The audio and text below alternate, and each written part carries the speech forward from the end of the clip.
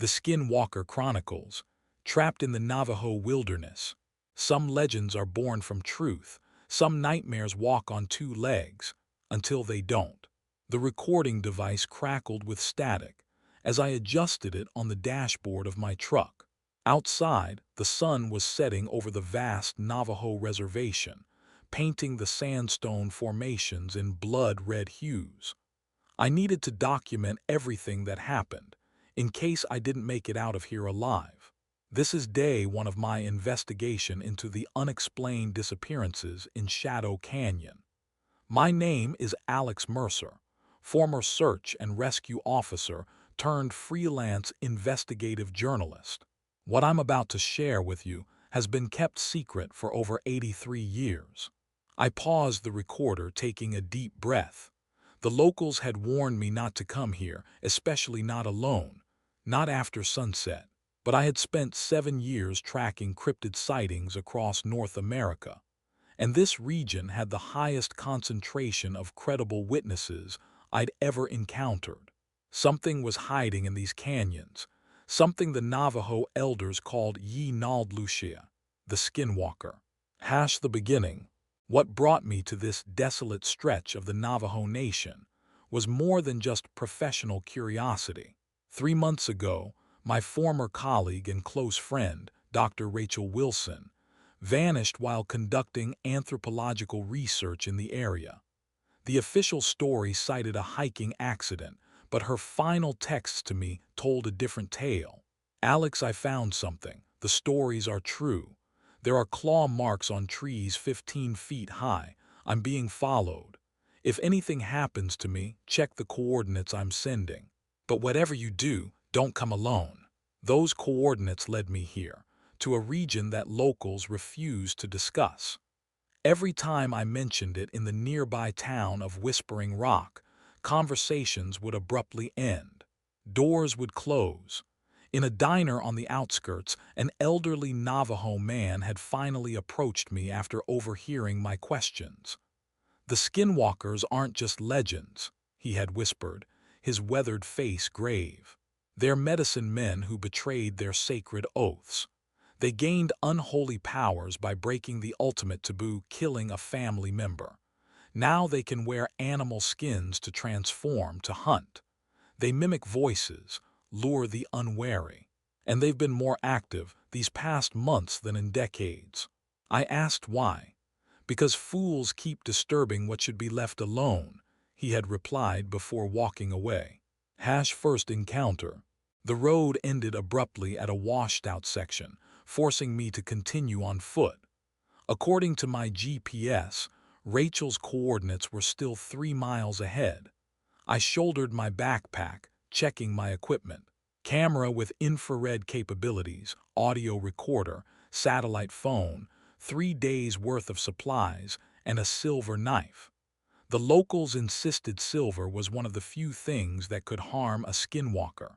I wasn't taking chances. The canyon walls rose around me like ancient sentinels as I hiked deeper into the wilderness. The silence was unnatural. No birds, no insects, not even the whisper of wind.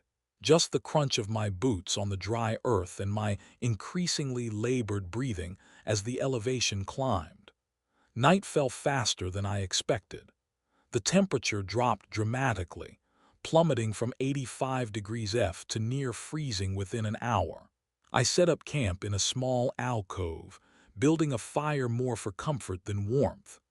The flames cast dancing shadows across the canyon walls, playing tricks on my eyes.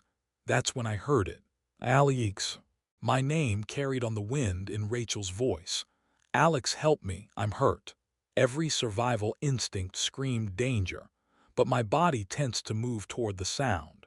The voice was perfect, the exact cadence and tone that Rachel always used when excited about a discovery. "I'm just beyond the ridge. I found something amazing. Come see." I gripped the silver knife tightly, remembering the old man's warnings. Skinwalkers could mimic any voice they had heard with uncanny precision. They used this ability to lure their prey away from safety.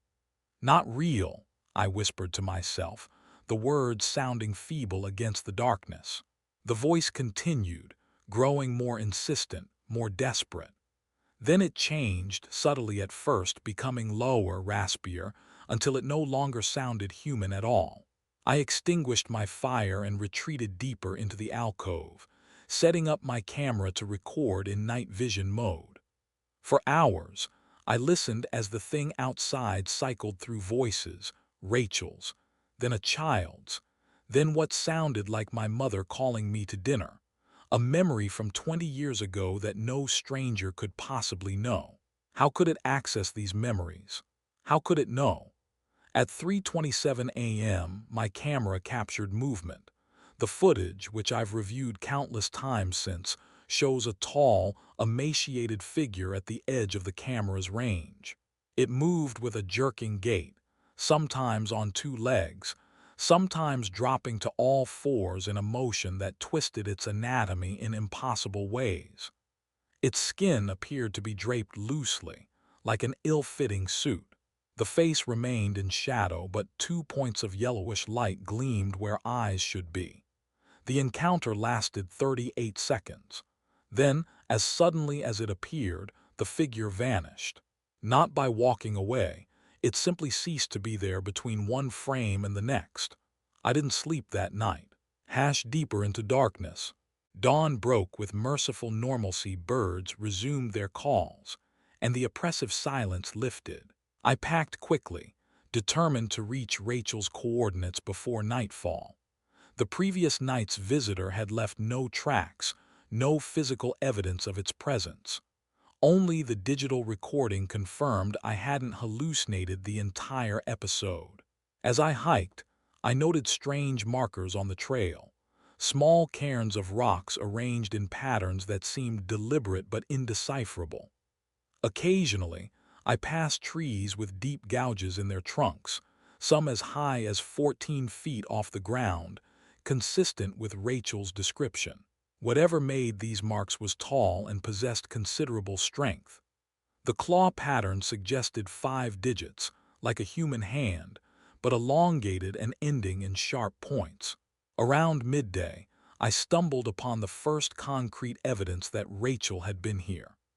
Half buried in a dry stream bed was her field journal, its pages water-damaged but still partially legible. Most entries were routine anthropological observations, but the final pages showed increasingly frantic handwriting. Day 17, found bones arranged in spiral pattern, not random, deliberate placement. Animal bones mostly, but spotted what appears to be human phalanges intermixed. Need to document properly tomorrow. Day 18, heard footsteps circling camp all night. Too rhythmic to be animal, too heavy to be human. Battery on satellite phone dead despite charging it yesterday. Day 19, watched by something in the canyon, keeps distance.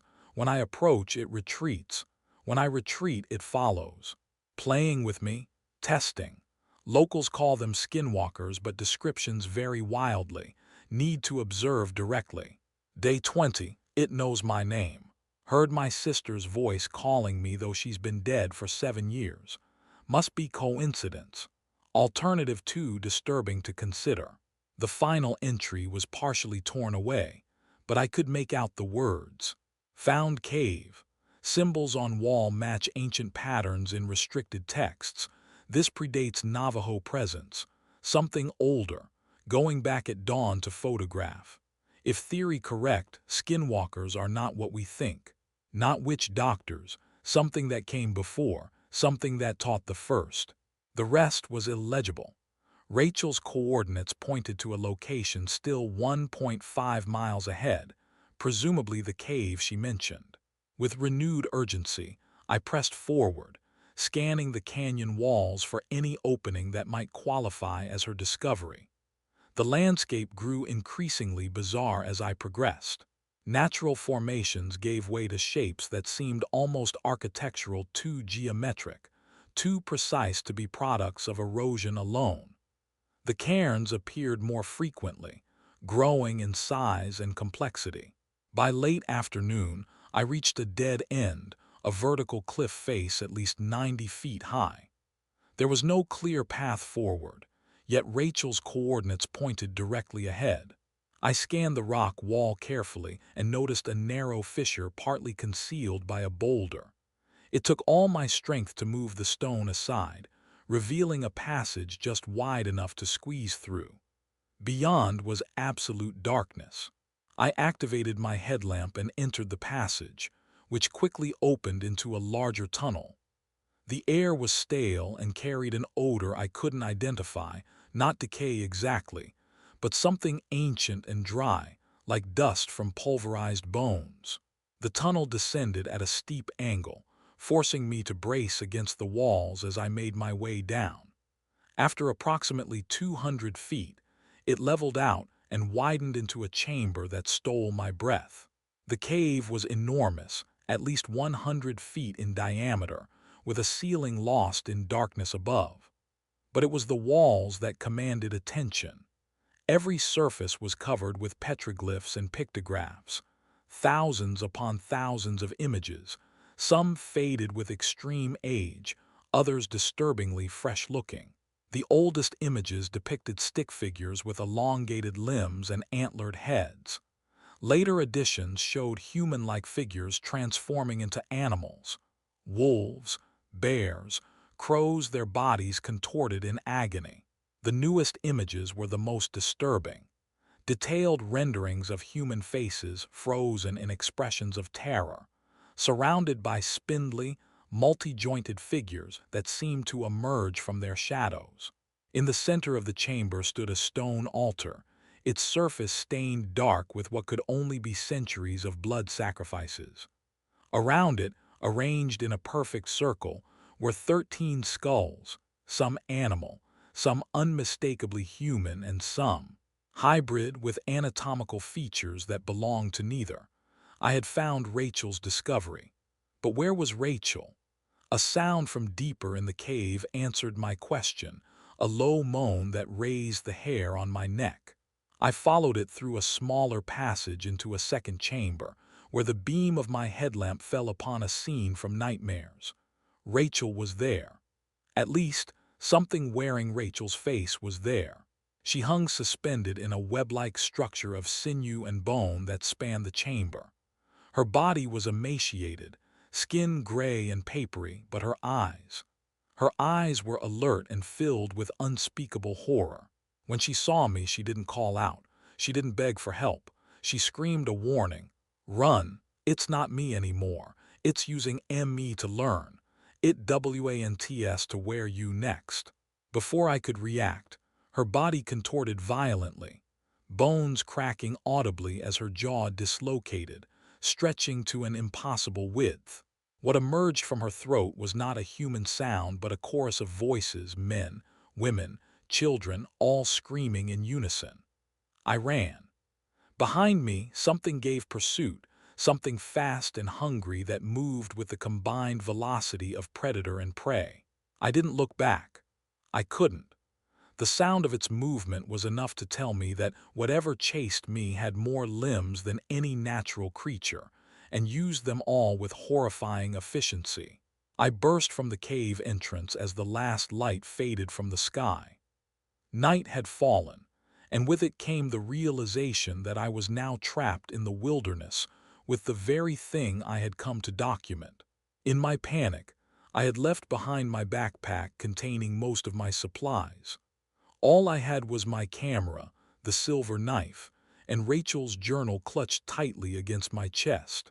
My truck was miles away, and the darkness between us now belonged to the Skinwalker. I wedged myself into a narrow crevice between two boulders, trying to control my breathing as shuffling sounds passed by again and again. It was searching methodically, and from the scraps of whispered conversation I could hear, it was no longer alone. "Ah, Alex," came Rachel's voice, now joined by others I didn't recognize. "We found something amazing. Come see." As I huddled there, trembling with fear and cold, I realized I had discovered the truth behind the Skinwalker legends. But this truth was far worse than the stories.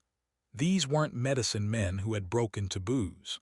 These were something else entirely, something that had taught the first human skinwalkers their dark arts. And now they had found me. The ancient Skinwalkers. I don't know how long I remained wedged between those boulders, time stretching into a meaningless blur as I fought to stay silent. The voices continued through the night, Rachel's, strangers, and occasionally sounds that resembled speech, but twisted in ways human vocal cords could never produce. At some point, exhaustion overcame terror, and I drifted into fitful unconsciousness. I awoke to the gentle light of dawn filtering through the canyon, my body stiff and aching from hours in that cramped space. The voices had stopped. Cautiously, I extracted myself from my hiding place, every muscle protesting the movement. The landscape looked eerily normal in the morning. Light red rock formations catching the sun's rays, a hawk circling overhead, the distant call of a coyote. Nothing to suggest the horrors of the previous night, but I knew better now. The journal's SCCRETS. With trembling hands, I opened Rachel's journal again, searching for any information that might help me survive. The water damage had obscured much of her writing, but as the pages dried in, the morning sun, more text became legible. I found an entry from what appeared to be her first week in the area. Local elder finally opened up after I mentioned the symbol I found on the canyon wall. She looked terrified, said it was the mark of those who walk between entities that existed before humans came to this land. According to her legends, they taught dark magic to corrupt medicine men, creating the first skinwalkers as servants. But the servants eventually rebelled, forcing these original entities into hiding. They've remained dormant for centuries, but recent archaeological excavations may have disturbed something. She gave me a mixture of herbs as protection, said to burn it if I feel watched. I frantically searched through the journal's pages for any mention of this protective herb mixture, but found nothing more. Whatever knowledge Rachel had gained died with her, or worse, lived on, in the thing that had taken her form. The journal's final pages contained rough sketches of the cave system, far more extensive than the two chambers I had seen. According to Rachel's notes, the network of tunnels extended for miles beneath the canyon, with dozens of exit points throughout the region. Some of her drawings depicted circular chambers labeled nesting sites, and larger caverns marked as transformation grounds. One page showed a detailed map of the area, with several locations marked with X's. Next to these marks was written, Skinwalker sightings correlate with lunar cycle plus archaeological activity. Pattern, 7-year intervals dating back to 1941. I checked the date.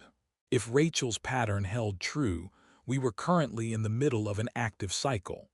Another sketch caught my attention, a circular symbol comprising interlocking spirals and angular shapes that seemed to shift and move when viewed peripherally. Beneath it, Rachel had written, "Protection must be worn displayed to prevent mimicry." With nothing but my pocket knife, I carefully carved the symbol into a flat stone, then into the handle of my silver knife. I had no idea if it would work, but at this point I would try anything. Planning an escape. My situation was dire. My truck was approximately 8 miles away, following the winding canyon paths. I had no food, no water, and minimal equipment. My satellite phone remained in my backpack left behind in my panicked flight from the cave. The only assets I possessed were Rachel's journal, my camera with half-charged batteries, and the silver knife.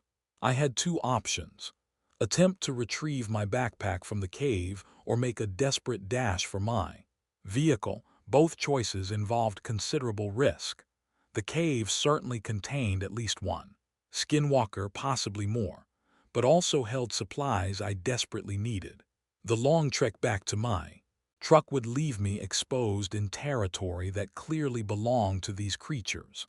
After careful consideration, I chose a third option. Rachel's map showed another exit from the cave system that emerged approximately 3 miles from my current position, in roughly the same direction as my truck. If I could access the caves from this secondary entrance, I might recover my supplies while circumventing the chamber where I'd encountered Rachel's remains. Using the position of the sun and landmarks from Rachel's sketches, I began hiking toward this alternative entrance. Every shadow made me flinch, every sound froze me in my tracks. The weight of being watched pressed down on me, though I saw nothing unusual in the harsh daylight. 4 hours later, I found what I was looking for, a narrow fissure at the base of a mesa, partially hidden by brush and fallen rocks. The opening was barely wide enough for a person to squeeze through, which perhaps explained why it wasn't the primary entrance. According to Rachel's maps, this passage would connect with the main cave system after approximately half a mile of twisting tunnels. I hesitated at the threshold. Entering meant returning to darkness, to the realm of the skinwalkers. But staying above ground as night approached again seemed equally suicidal. Taking a deep breath, I switched on my camera's night vision function and wedged myself into the opening. Below ground, the passage was even tighter than it appeared, forcing me to turn sideways and inch forward, through sections where the walls pressed against both my chest and back simultaneously. Several times I considered turning back, especially when the tunnel dipped downward at an alarming angle. But the thought of another night above ground drove me onward. After what felt like hours of claustrophobic struggling, the passage widened enough for me to move normally. The air grew noticeably cooler and damper, carrying that same unidentifiable smell I'd noticed before, like pulverized bone and something metallic. My camera's night vision revealed rough-hewn walls that gradually transitioned to smoother surfaces bearing the same kinds of markings I'd seen in the main chamber. I was definitely in the same cave system. According to Rachel's map, I needed to follow this tunnel until it intersected with a larger passage, then turn left to eventually reach the main chambers. From there, I could retrieve my backpack and hopefully find the most direct route back to the surface and, ultimately, my truck. I moved as quietly as possible, stopping frequently to listen for any sounds of movement ahead. The tunnel curved gently downward, leading me deeper underground. After approximately 20 minutes, I reached the intersection Rachel had documented. The connecting tunnel was much larger, tall enough to stand in comfortably, and wide enough for several people to walk side by side. This was clearly not a natural formation. Tool marks scored the walls at regular intervals, and the floor had been worn smooth by what must have been centuries of passage. More disturbing were the small alcoves carved at intervals along the walls, each containing arrangements of bones and feathers in patterns similar to the petroglyphs. I turned left as planned and continued forward, moving faster now that I had room to maneuver. The main chamber should be less than half a mile ahead, according to Rachel's notes. That's when I heard it, a rhythmic scratching sound, like multiple sets of claws on stone, moving rapidly in my direction from somewhere up ahead. With nowhere to hide in the main tunnel, I ducked into one of the bone-filled alcoves, pressing myself against the wall and switching off my camera's light. The scratching grew louder, accompanied by a sound like labored breathing through multiple throats. Then they came into view. My camera's night vision captured 3 figures moving with that same impossible gait I'd witnessed the previous night, sometimes on 2 legs, sometimes 4, occasionally shifting between postures with sickening fluidity.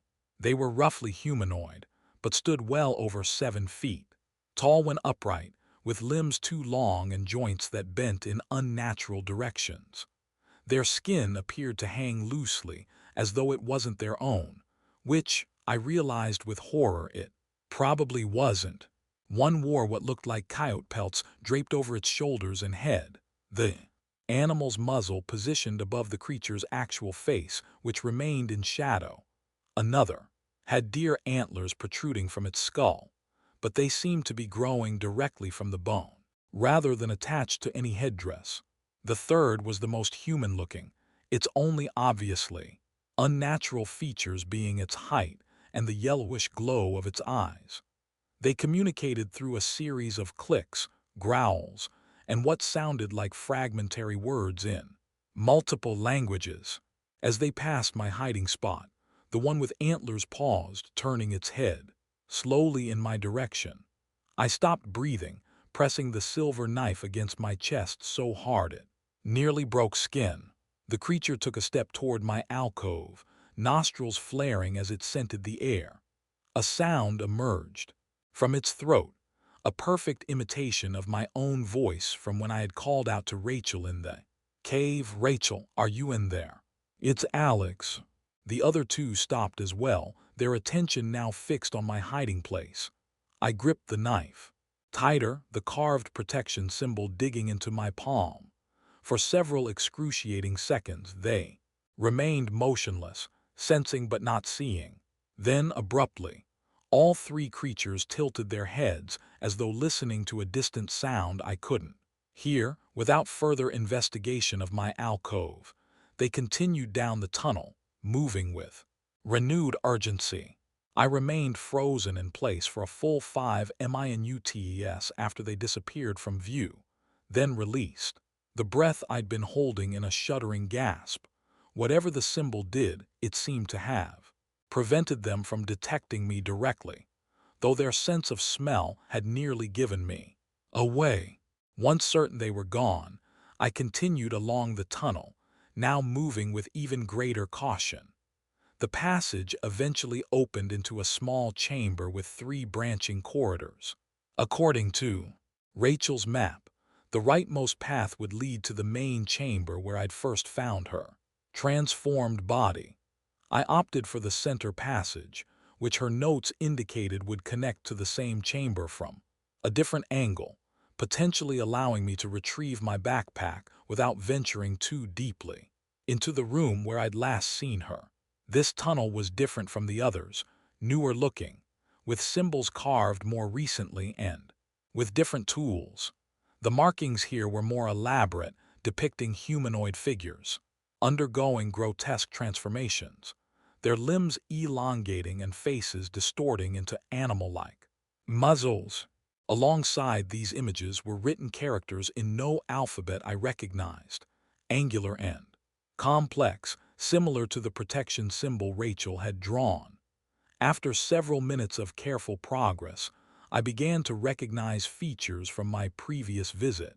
I was approaching the main ceremonial chamber from a different entrance, just as planned. The smell of decay grew stronger, mixing with the bone dust odor that permeated the entire cave system. I peered cautiously around the final bend in the tunnel. The massive chamber lay before me, the altar at its center still surrounded by the circle of skulls. My backpack rested where I had dropped it, near the entrance I'd used the previous day. The chamber appeared empty, but after my earlier encounter, I knew appearances meant nothing. The skinwalkers could be hiding anywhere, or they might return at any moment. I had to move quickly. Taking a deep breath, I darted into the chamber, keeping low and moving as silently as possible toward my backpack. Every few steps I paused, listening for any sound of pursuit or movement. The connecting tunnels. I reached the backpack without incident and hastily checked its contents. Everything remained intact: my satellite phone, water bottles, emergency rations, first aid kit, and spare batteries for my camera. I shouldered the pack and turned to leave when movement caught my eye near the tunnel leading to the chamber where I'd found Rachel. Something was emerging from that passage, something that still wore Rachel's face but moved with the jerking, multi-jointed motion of the creatures I'd seen earlier. Her body had transformed further since our last encounter, limbs elongated to grotesque proportions, fingers now ending in dark curved claws, but her human face remained, eyes locked on mine with the same expression of horror and warning. "Alex," the thing said in Rachel's voice, the sound incongruously normal coming from such a distorted body. "You need to understand, they're ancient, pre-human. The Navajo didn't create skinwalkers, they learned from these things." I backed away slowly, silver knife raised defensively. "Rachel, are you still in there? Is any part of you left?" The creature tilted its head at an impossible angle. "Parts, fragments, enough to warn you. They're changing, evolving. The old ways kept them bound to animal forms, but they've learned. They can wear human skin now, keep the consciousness partially intact while they feed on it." "Feed on it? Feed on what?" "Memory, identity. They don't just take your form, they take everything you are, every experience, every relationship, every trauma and triumph. They consume it all, use it to perfect their mimicry. I'm not the first. Won't be the last." Its body shuddered violently, and when it spoke again, the voice was different, deeper, rasping, with the same multitonal quality I'd heard during their communication. "Enough. She speaks too much." The thing that had been Rachel convulsed, her human features momentarily obscured as something else pushed forward from within, something with yellowed teeth too numerous to count and eyes like molten gold. I didn't wait to see more. I turned and ran for the exit tunnel I'd used to enter, the creature's howl of rage echoing behind me. The sound was immediately answered by similar cries from elsewhere in the cave system. The 3 skinwalkers I'd seen earlier, now alerted to my presence. The hunt had begun, the escape. I sprinted through the tunnels, no longer concerned with stealth. The protection symbol had failed, or perhaps it only worked when they weren't actively pursuing me. Either way, my only hope now was speed and the knowledge I'd gained from Rachel's maps. The main passages were too exposed, too easily navigated by the creatures that clearly knew this underground labyrinth intimately. Instead, I ducked into a smaller side tunnel that Rachel had marked as a maintenance shaft, whatever that meant in the context of these ancient structures. The passage narrowed quickly, forcing me to crouch and then crawl as it constricted further. Behind me, I could hear the skinwalkers approach, the scratch of claws on stone, the rhythmic breathing through multiple throats. They were moving fast, but their larger forms would struggle with this tight passage, or so I hoped. The tunnel continued to narrow until I was forced to wriggle forward on my stomach, pushing my backpack ahead of me. Claustrophobia clawed at my mind, but the sounds of pursuit drove me onward. After what felt like an eternity of inching forward through increasingly tight confines, the passage abruptly opened into a vertical shaft. I found myself perched on a narrow ledge above a drop of at least 50 feet to a lower level of the cave system. Behind me, the scratching sounds grew louder. The skinwalkers were getting closer, undeterred by the tight passage. I had seconds at most before they reached me. Looking down, I spotted a series of protrusions in the shaft wall that might serve as handholds. With no time to test their stability, I slung my backpack over both shoulders, tightened the straps against my body, and began a desperate climb down the vertical surface. I had descended perhaps 15 feet when a skinwalker's head emerged from the tunnel above, the one with antlers, its yellow eyes fixing on me with predatory intensity. It released a sound that might have been laughter distorted through an inhuman throat, then began to follow, its limbs bending at impossible angles to accommodate the climbing surface. It moved with the casual confidence of a creature in its natural environment, descending twice as fast as I could manage. I had no chance of outclimbing it. In panic, I looked down and spotted a deeper darkness in the shaft wall about 10 feet below my position, another tunnel entrance. With the skinwalker rapidly gaining on me, I made a desperate Decision. I released my handholds and pushed off from the wall, falling through the darkness, toward what I hoped was an escape route rather than a dead end. I hit the tunnel entrance hard, the impact knocking the wind from my lungs as I tumbled into the passage. Pain lanced through my right ankle, sprained or possibly fractured, but adrenaline kept me moving. I crawled deeper into the tunnel as the Skinwalker landed gracefully at the entrance.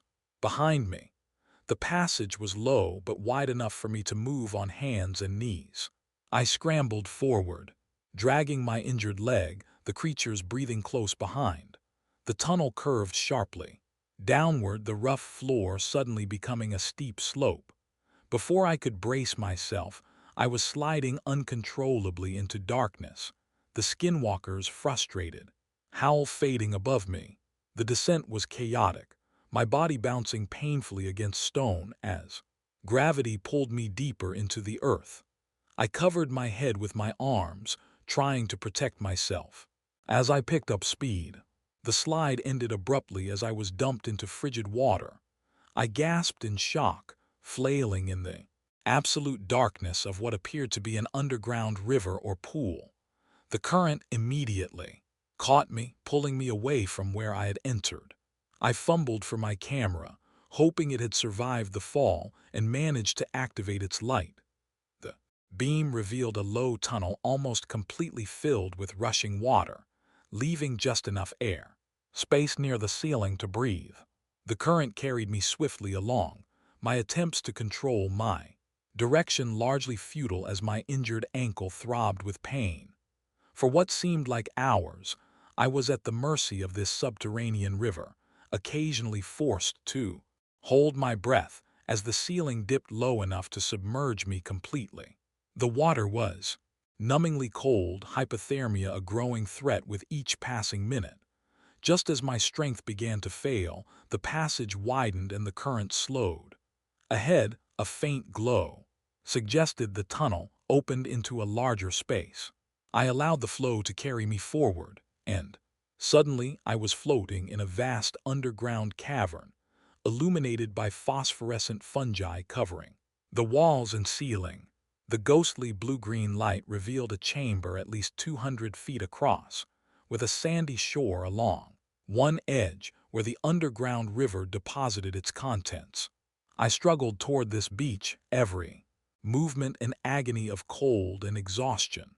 When I finally dragged myself onto the sand, I could do nothing but lie there, shivering violently for several minutes. Eventually, survival instinct forced me to move. I needed to get warm and assess my injuries. My backpack had somehow remained attached through the ordeal, though water had penetrated its supposedly waterproof material. The satellite phone was almost certainly ruined, but I found a sealed emergency kit with a thermal blanket that had stayed dry. I stripped off my soaking clothes and wrapped myself in the reflective material, then took stock of my situation. My ankle was definitely sprained but not broken, painful but functional with support. Numerous cuts and bruises covered my body, but nothing life-threatening. The bigger concerns were hypothermia and my unknown location. The cavern had multiple exits, 3 additional tunnels besides the river passage I'd arrived through, with no idea which might lead to the surface. I needed to rest and recover before attempting any further exploration. As I huddled on the sand, trying to generate body heat, a subtle change in the cavern's ambient sound made me freeze. The rushing of the river was now accompanied by something else. Rhythmic splashing, growing steadily louder from the tunnel I'd emerged from. Something was following my path through the underground river. I frantically gathered my belongings and staggered to my feet, choosing the nearest exit tunnel, without any idea where it might lead. Behind me, the splashing grew louder, punctuated by that same multi-throated breathing I had come to dread. As I limped into the tunnel, I glanced back to see a figure pulling itself from the water. The Skinwalker with loose hanging skin, its body distorted by the passage through the narrow river. tunnel but quickly reforming as it oriented on my position. These things were relentless. The new tunnel sloped gently upward, which I took as a promising sign. Despite the pain in my ankle, I pushed myself to move as quickly as possible, the skinwalker's wet, slapping footsteps echoing behind me. The passage twisted and branched repeatedly, and I made random turns, hoping to lose my pursuer in the labyrinth. After several minutes of desperate flight, I noticed something extraordinary. Roots penetrating through cracks in the ceiling. Plant life meant I must be approaching the surface. With renewed determination, I followed these signs of the upper world, the tunnel continuing its gradual ascent. The air grew noticeably fresher, carrying scents of vegetation and open spaces, rather than the stale, bone-dust smell of the deeper caves. Finally, the passage ended at a vertical shaft similar to the one I had descended earlier, but this one had thick roots forming a natural ladder to what appeared to be a hole opening to the outside world. Daylight late afternoon by the golden quality filtered down through the opening. Behind me, the skinwalker's pursuit had grown disturbingly quiet. Had I lost it in the maze of tunnels, or was it merely approaching with greater stealth? I didn't wait to find out. Ignoring the pain in my ankle, I climbed the root structure toward freedom, toward survival. The opening was partially blocked by a fallen log, which took the last of my strength to push aside. And then I was out, emerging into a small ravine as the sun hung low on the horizon. The air had never tasted sweeter, but my relief was short-lived. As I oriented myself, trying to determine my position relative to my truck, a horrible realization dawned. The ravine looked familiar.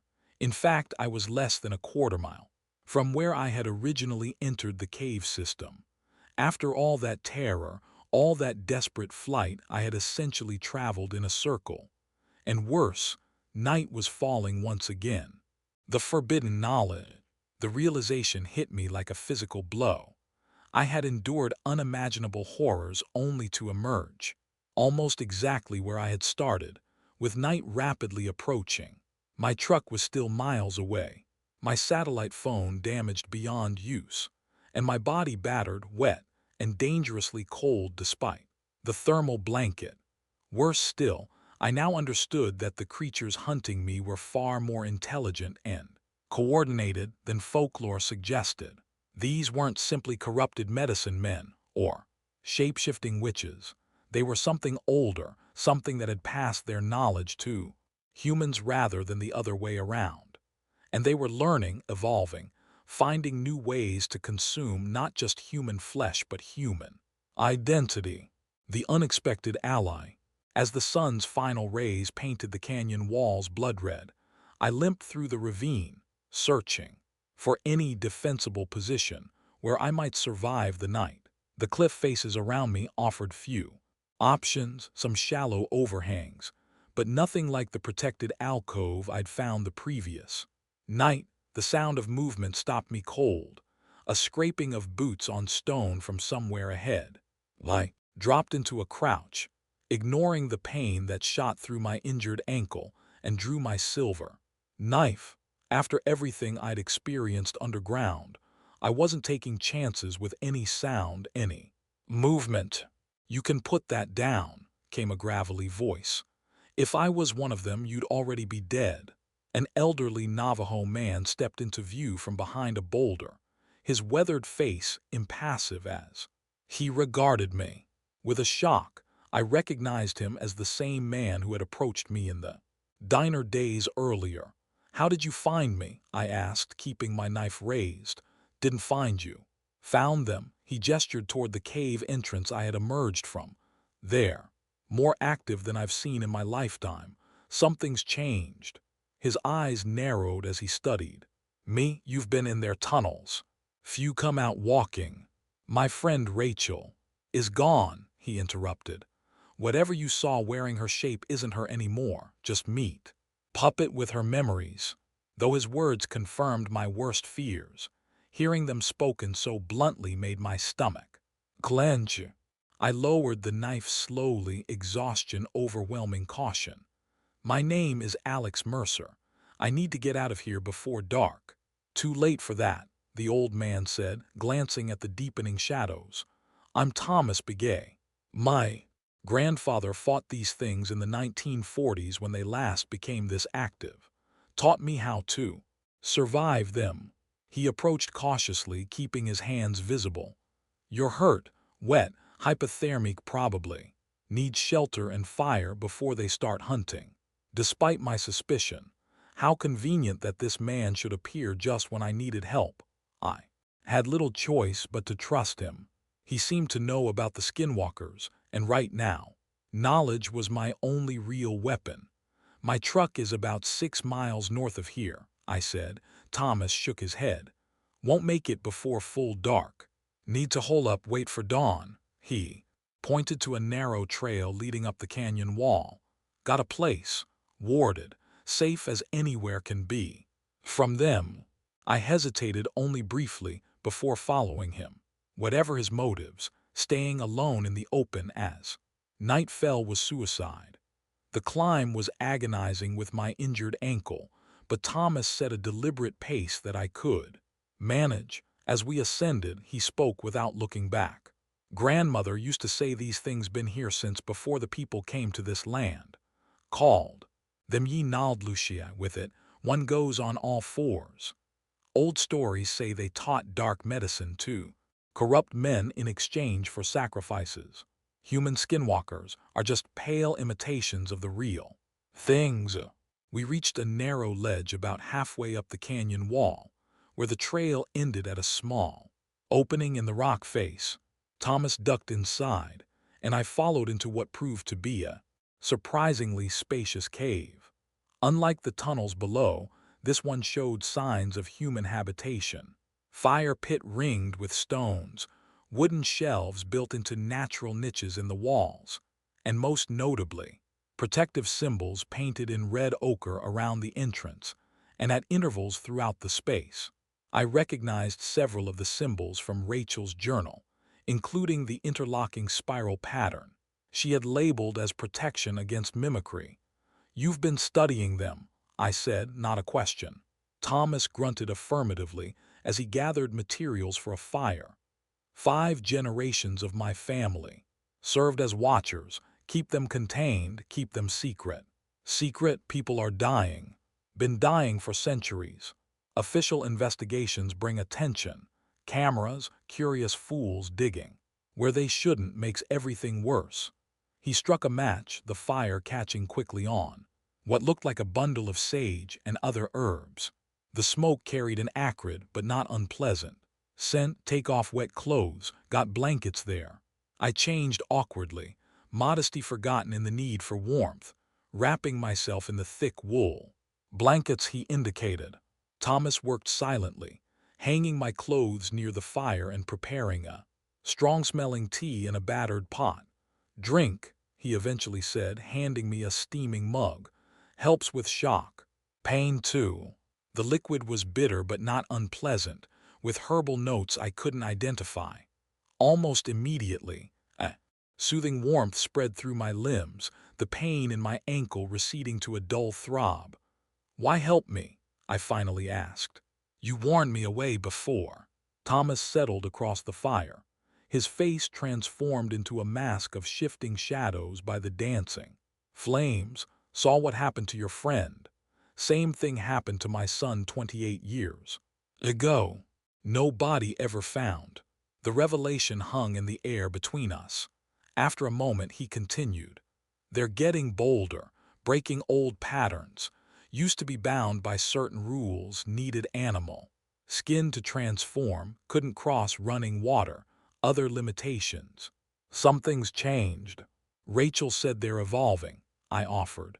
Learning to wear human skin more completely to access memories. Thomas nodded gravely, getting stronger. Last cycle, 7 years ago, they stayed in the deep canyons, took maybe 2, 3 people. This time they've taken 17 that I know of. The number sent a chill through me, despite the fire's warmth. There's something else, I said. then described the massive ceremonial chamber with its altar and the smaller room where I had found Rachel suspended in that horrific web.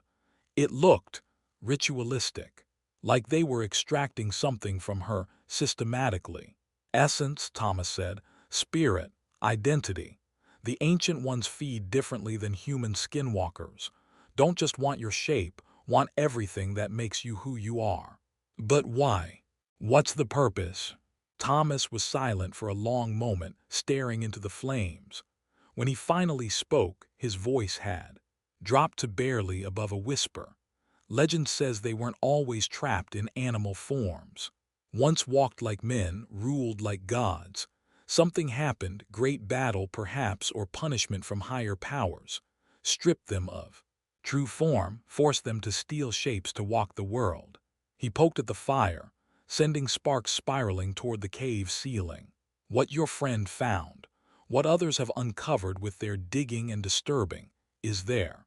Attempt to restore original form. Need human consciousness, human identity as template. Building blocks. For what? Rebirth. The ancient text. Thomas fell silent after that ominous pronouncement, busying himself with tending the fire and checking that the protective symbols around the cave entrance remained intact. I sat wrapped in blankets, sipping the medicinal tea and trying to process everything I had learned. Outside, darkness had fallen completely. Occasionally, distant sounds echoed through the canyon, noises that might have been coyotes or owls to the uninitiated ear, but which now raised the hair on my neck. The skinwalkers were hunting. Why the 7-year cycle? I eventually asked. Rachel's notes mentioned activity patterns dating back to 1941. Thomas nodded. Celestial alignment, stars, moon, earth in specific positions. Weakens barriers. Between worlds makes transformation easier. Time when they're strongest. He rose stiffly and moved to one of the wooden shelves, removing what appeared to be a bundle, wrapped in buckskin. Carefully, he unwrapped it to reveal a book, or what might once have been a book. The binding was made of some unidentifiable material that resembled leather but had an iridescent quality when it caught the firelight. The pages within were not paper but some form of treated hide, covered in symbols similar to those I had seen in the cave system below. This was my grandfather's, Thomas said, given to him by his grandfather. Says it was taken from one of their holy places in 1897, written in their language. You can read it, I asked, astonished.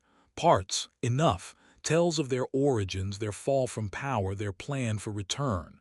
He carefully turned several pages, the material making a sound like dried leaves underfoot.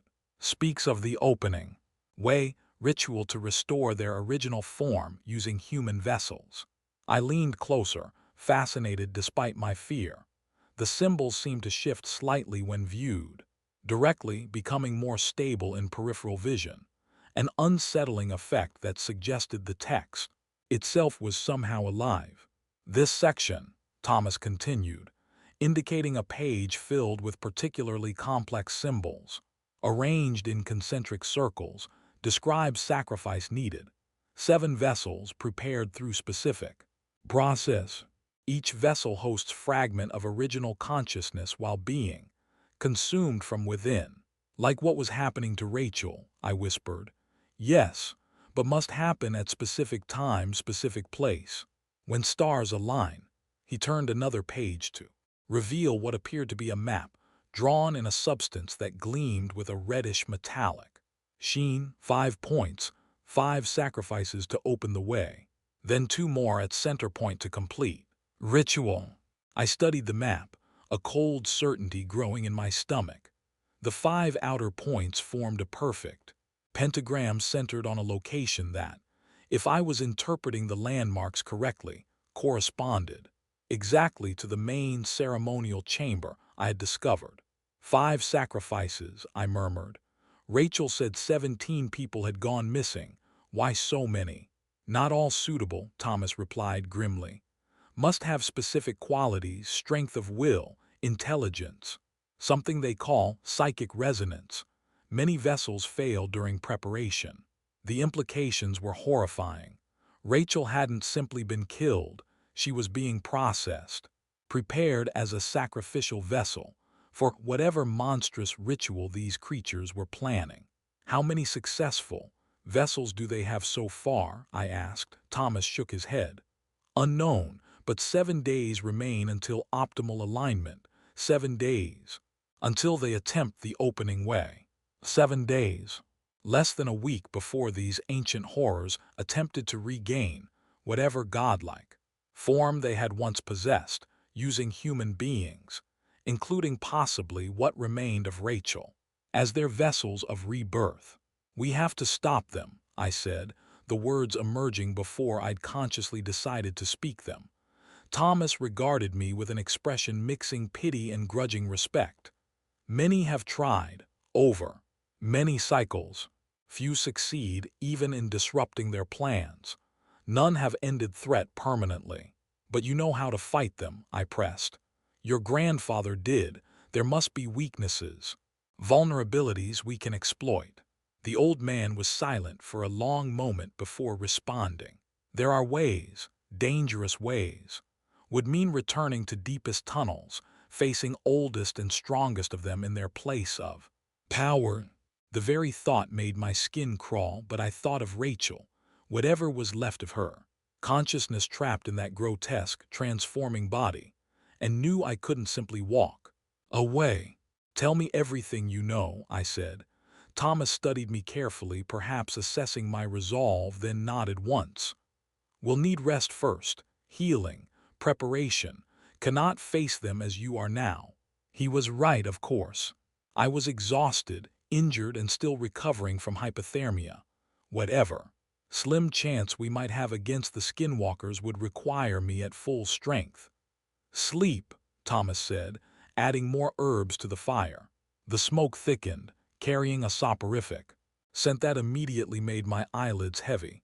We'll keep watch. Nothing enters cave while symbols remain. I wanted to ask more questions, learn more about these creatures and how to fight them, but exhaustion overwhelmed me. As my consciousness faded, the last thing I saw was Thomas sitting, motionless by the fire, his eyes fixed on the cave entrance, a silver knife much like my own resting across his knees. The preparation. I awakened to gray dawn light filtering through the cave entrance. My clothes had been dried and folded neatly beside me, and the fire had burned down to glowing embers. Thomas was nowhere to be seen. For one disorienting moment, I wondered if I had imagined him entirely, if the trauma and exhaustion had caused me to hallucinate a rescuer. But the ancient book still rested on a nearby stone, its iridescent binding catching the faint light. I dressed quickly, noting with surprise that the pain in my ankle had diminished considerably. Whatever had been in Thomas's medicinal tea had accelerated my healing far beyond normal. Recovery. I could put weight on the injured joint with only minimal discomfort. Good. You're strong. Thomas's voice came from the cave entrance as he ducked inside, carrying a canvas bag that emanated savory cooking smells. Brought food. Need strength for what comes. He unpacked the bag, revealing bread, dried meat, and some kind of stew in a tightly sealed container. As we ate, he laid out his plan, a plan so audacious and terrifying that it bordered on suicidal. Ritual requires 5 points active before center can be awakened, he explained, using a stick to draw in the dirt floor. Each point is site of preparation where vessels are processed. Disrupt these sites, ritual cannot proceed. You're suggesting we sabotage all 5 sites? I asked incredulously. That would mean going back into their tunnels, directly confronting them in their strongholds. Thomas met my gaze steadily. Only way, surface attacks meaningless, must strike it hard. He reached into his jacket and produced a small leather pouch, which he opened to reveal a greenish powder with an acrid smell. Medicine, very old. Mix with blood, burn at ritual site. Cleanses area makes unsuitable for there. Magic for full lunar cycle. Blood, I echoed. Human blood, freely given by one who knows what they face. He drew a small knife from his boot. Small amount only. Symbolic sacrifice to counter theirs. The method sounded like something from a horror movie. Yet after what I had witnessed in the caves below, I couldn't dismiss it outright. If Thomas's family had truly been fighting these creatures for generations, they might have discovered effective countermeasures, no matter how primitive they seemed. Even if this works, I said, we'd need to reach all 5 ritual sites and the central chamber within 7 days, all while avoiding or somehow defeating the skinwalkers themselves. Thomas nodded gravely. Not easy, not safe, but possible with preparation, knowledge of tunnels. He tapped the ancient book. Map shows all connections, all passages, many entrances they don't often use. Can approach from unexpected directions. He unfolded a modern topographical map of the canyon system, overlaying it with a tracing he had made from the book. The result was a complex network of tunnels and chambers spanning an area of almost 20 square miles beneath the canyon lands. 5 ritual sites here, and here, he said, pointing to locations arranged in a perfect pentagram. Central chamber you found in middle, each site guarded but not equally. Begin with weakest, work toward strongest. It was insane.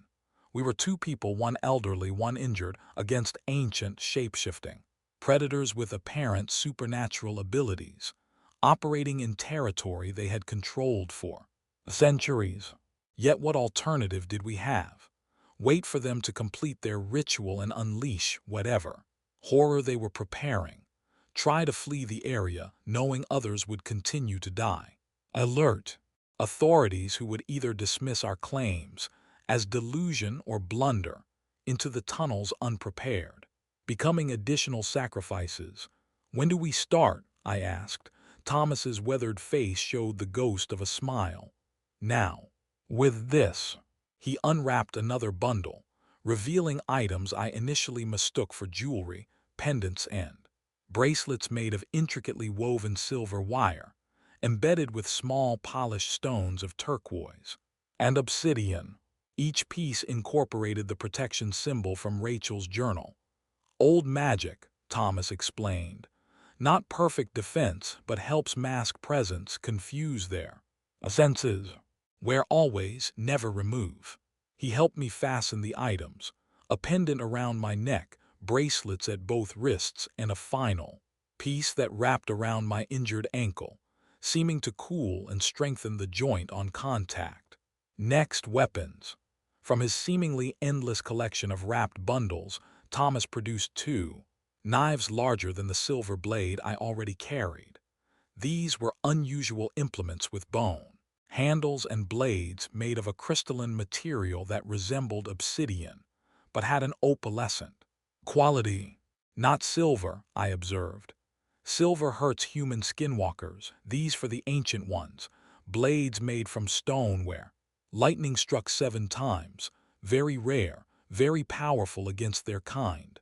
I accepted one of the knives, surprised by its perfect balance and the edge that looked sharp, enough to split atoms. The blade seemed to absorb rather than reflect light, creating an unsettling void in its outline. Final preparation most important, Thomas said, producing a small ceramic bowl and the pouch of green powder. Protection from within.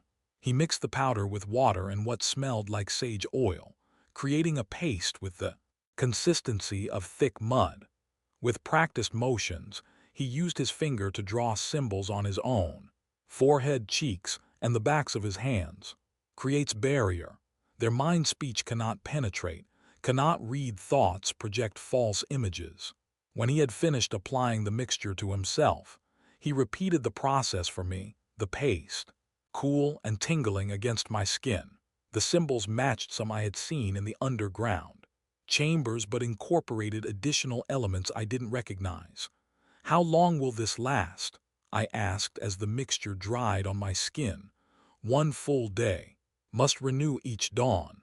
He began packing supplies into 2 small backpacks. Water, strips of dried meat, more of the medicinal herbs, and several bundles of what appeared to be sage tied with red thread. First sight closest to here. 2 hours through upper tunnels. As we prepared to leave, I found myself studying Thomas more carefully. Despite his age, which I guessed to be at least 70, he moved with the fluid confidence of someone half those years. His knowledge of the skinwalkers, the tunnels, and these archaic protective measures seemed too comprehensive for someone operating on mere folklore and family stories. "How long have you been fighting them?" I asked quietly. Thomas paused in his preparations, something like sorrow crossing his features briefly before his expression returned to its usual stoic mask. "First time I was 14. Found my uncle's body, what was left of it, near one of their marked trees. Been standing watch ever since. 50 years, I calculated aloud. 58, he corrected. Lost count of confrontations. Lost count of those I couldn't save." He secured his pack with a decisive motion, but never lost hope of ending their cycle permanently. I shouldered my own pack, checking that my camera was securely attached and functioning. Whatever happened in the coming days, I was determined to document it, to ensure that if we failed, the next people to face these horrors would have more information than we did. "How do we reach the first ritual site?" I asked. Thomas moved to the rear of the cave where, partially hidden behind a natural stone column, a narrow fissure opened in the rock wall. "Many paths beneath the canyon," he said, igniting a torch made of resinous wood bound with the same red thread, some known only to watchers. He ducked into the opening, the torch's light revealing rough steps carved into the living rock. Descending into darkness, I followed without hesitation, leaving the safety of daylight behind once more. The first sight, we traveled in silence through a network of passages that showed occasional signs of human modification, steps worn smooth by generations of feet, crude handholds carved where the tunnel narrowed, and most tellingly, protection symbols etched at irregular intervals in the stone walls.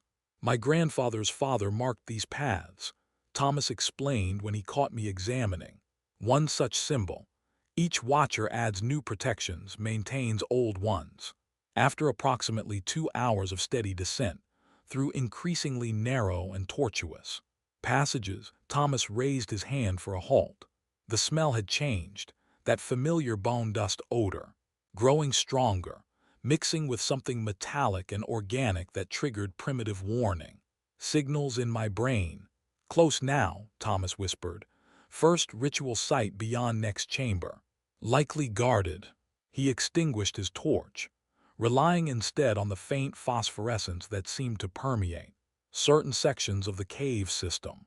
I activated my camera's night vision, but kept the indicator light covered to avoid betraying our position. The tunnel opened into a modest chamber perhaps 30 feet across, its walls covered with petroglyphs similar to those I had seen in the main ceremonial area. Thomas moved with remarkable stealth for his age, keeping to the shadows as he worked his way around the perimeter. I followed as quietly as my injured ankle would allow, the silver-wrapped binding Thomas had provided offering surprising support. On the far side of the chamber, a passage continued downward, the bone dust smell intensifying to almost nauseating levels. Thomas paused at the entrance, removing a small leather pouch from his pack. He extracted a pinch of reddish powder and blew it gently into the passage. For a moment, nothing happened. Then, floating in the darkness like ghostly cobwebs, faint lines of energy became visible, a complex network of glowing strands stretching across the tunnel at various heights and angles. "Alarm system," Thomas whispered. "Trigger any strand, they know immediately." He studied the pattern intently before pointing to a section near the floor. "Can slide under there, then over higher strand under next. Follow exact path." The next 5 minutes were among the most stressful of my life, as we contorted our bodies through the invisible barrier, guided only by the temporary illumination provided by Thomas's powder. One wrong move, one misjudged distance, and we would alert the skinwalkers to our presence. Beyond the alarm system, the tunnel widened again into another chamber, this one dominated by a circular depression in the center. The pit was perhaps 8 feet across and appeared to be filled with a dark, viscous liquid that reflected the faint bioluminescence with an oily sheen. Around this pit, arranged at precise intervals, were 5 stone pillars carved into vaguely humanoid shapes, their features eroded by extreme age. Each pillar bore symbols similar to those in the ancient book Thomas had shown me, with one primary glyph repeated at the apex of each column. Preparation site, Thomas confirmed in a barely audible whisper, where vessels are made, compatible with ancient consciousness. I raised my camera, documenting the site from multiple angles while Thomas moved carefully around the perimeter, examining the pillars and the surrounding floor. The chamber appeared unoccupied, but after my previous experiences, I knew appearances meant nothing. The skinwalkers could be watching from any shadow, any crevice. After a complete circuit of the room, Thomas returned to my position, his expression grave. "Recently used," he murmured. "Within past day, residue still fresh."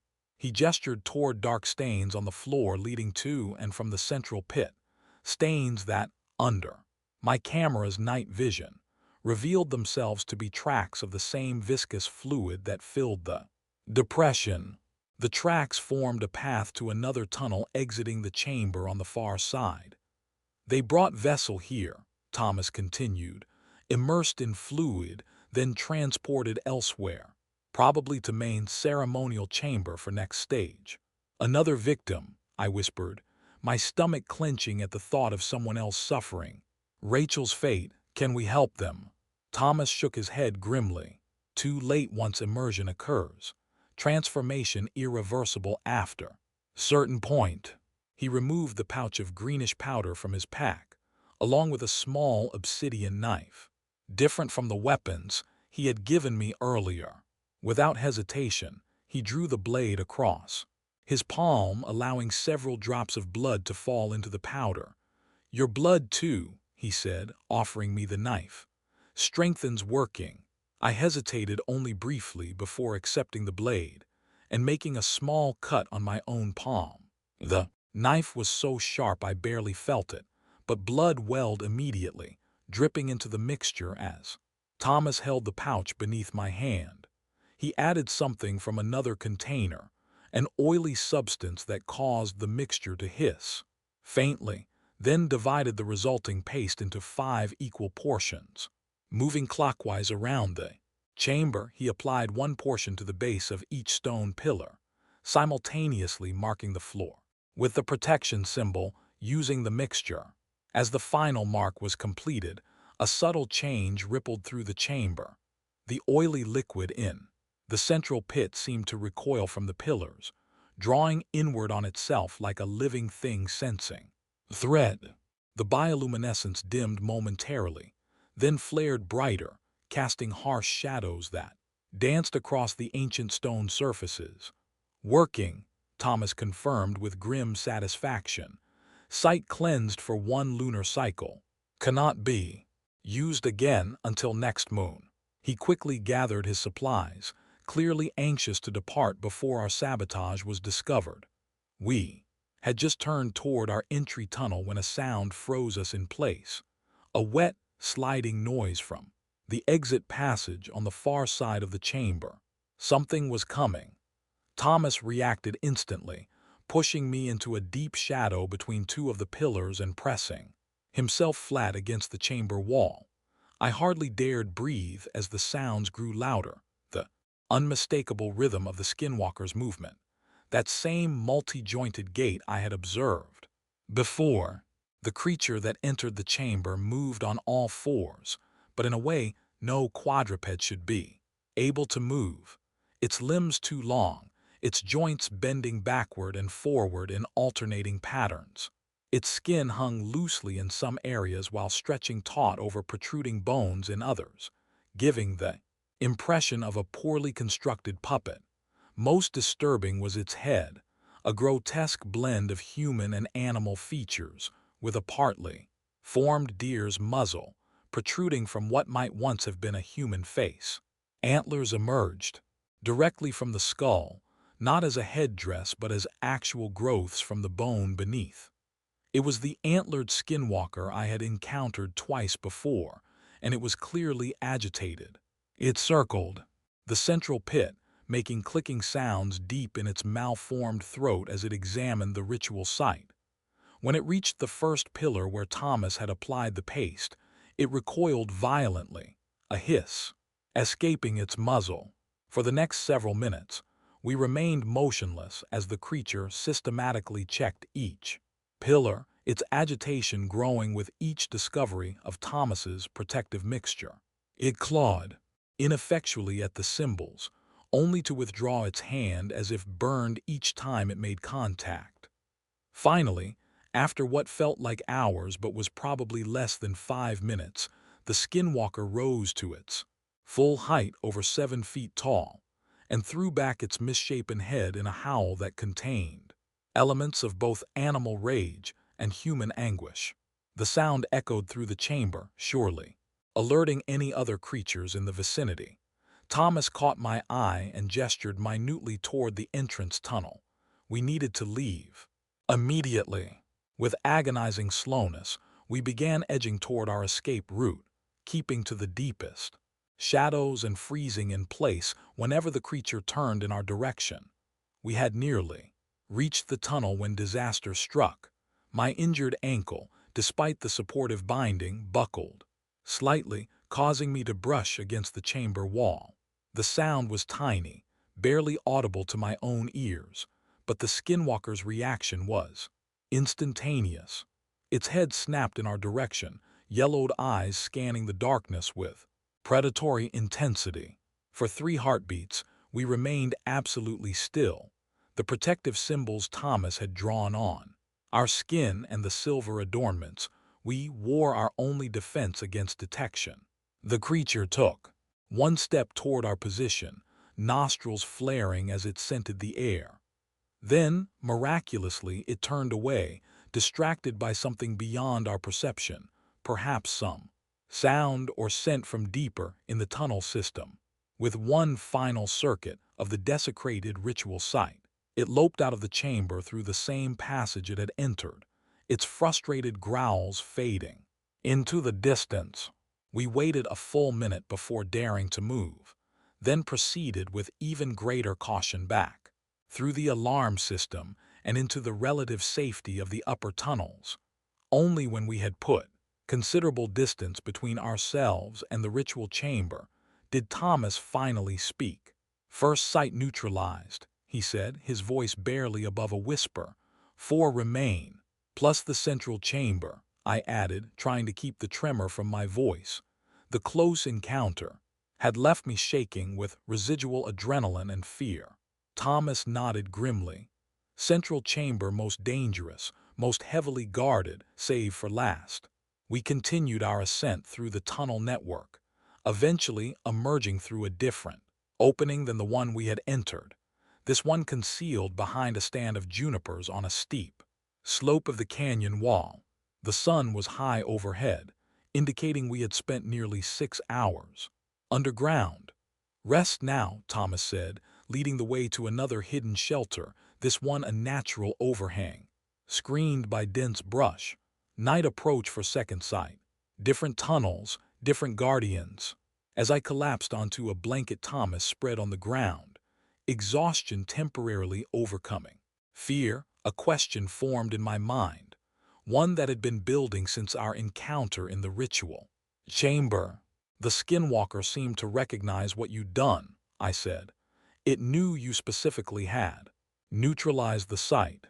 Thomas was silent for a long moment before responding, his weathered face set in lines of ancient pain.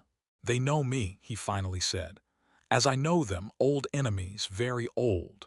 How many times have you done this? I asked. Disrupted their ritual sites during a 7-year cycle. This makes 8 cycles, he replied quietly. 8 times trying to prevent the opening way. The implications were staggering. For over half a century, this one man had been fighting a silent war against these creatures, disrupting their plans again and again, likely saving countless lives in the process. Why hasn't anyone helped you? I demanded. The tribal authorities, the government, someone should be supporting this fight. A bitter smile crossed Thomas's face. Tried that route. First cycle, 1965.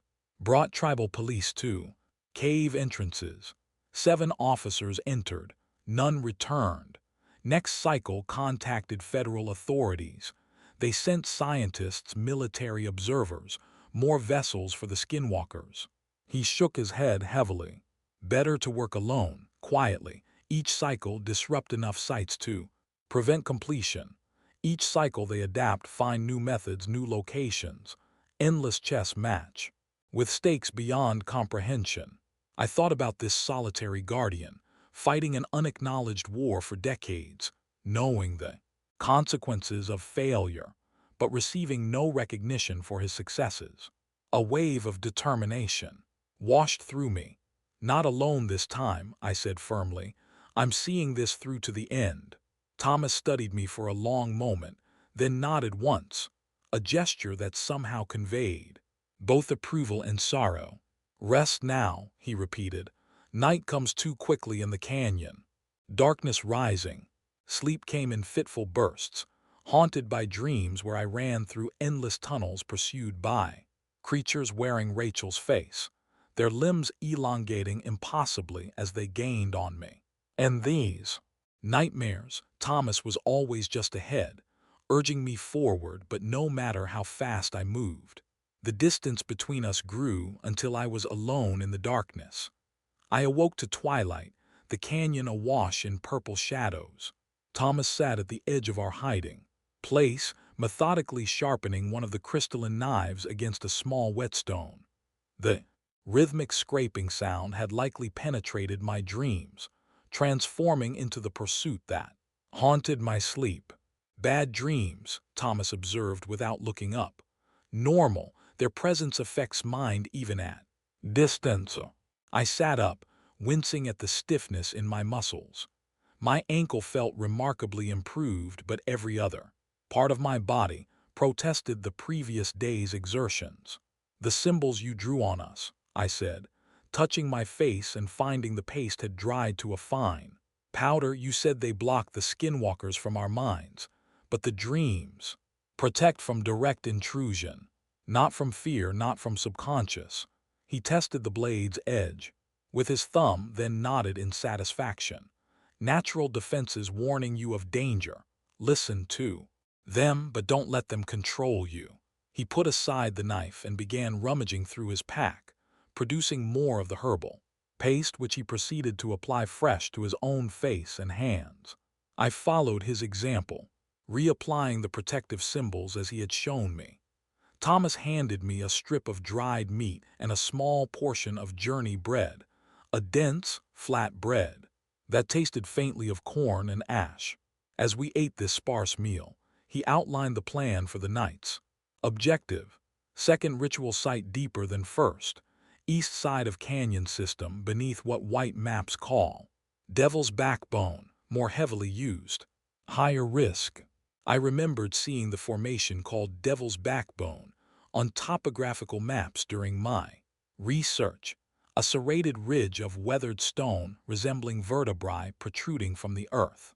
Local legends described it as the spine of a great serpent turned to stone by ancient gods. More heavily guarded, I asked. Thomas nodded grimly. At least 2 guardians, maybe more during active cycle. Need different approach than first sight. He unfolded the composite map he had created, pointing to a complex network of tunnels on the eastern side of the underground system. No direct path from surface. Must enter through main tunnels, then find less used passages too. Approach from below rather than above. He indicated a roundabout route that would take us nearly 3 miles through the cave network.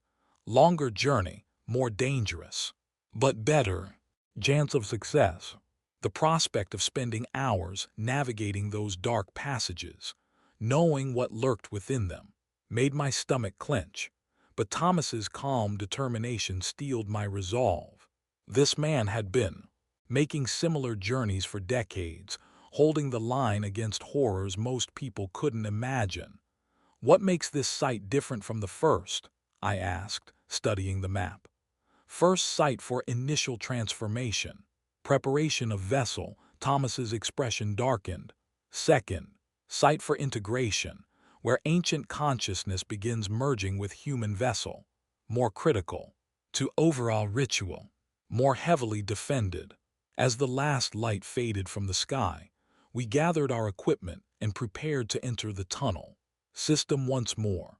Thomas had replenished his supply of protective powders and pastes, and I had charged my camera batteries using a small solar panel he carried. We each took long drinks of water, knowing we would need to ration carefully during the journey ahead. "Stay close," Thomas said as he led the way to yet another concealed entrance, this one hidden beneath an overturned tree, whose roots had torn free a section of the canyon floor during some long-ago storm. Many paths easy to lose in darkness. With those ominous words, we descended once again into the realm of the Skinwalkers. DEEPER passages. The entrance tunnel was extremely tight, forcing us to crawl for nearly 100 yards before it opened enough to stand.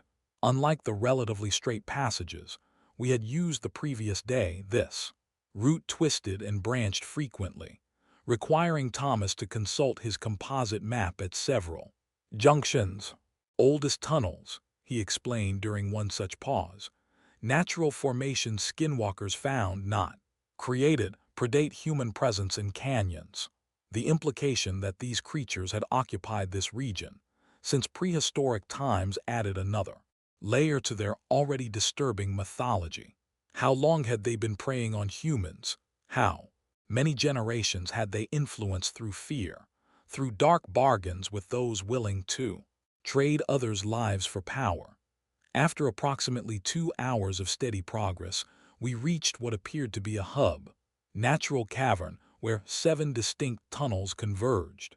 Thomas paused, his head tilted as though listening to something beyond my perception.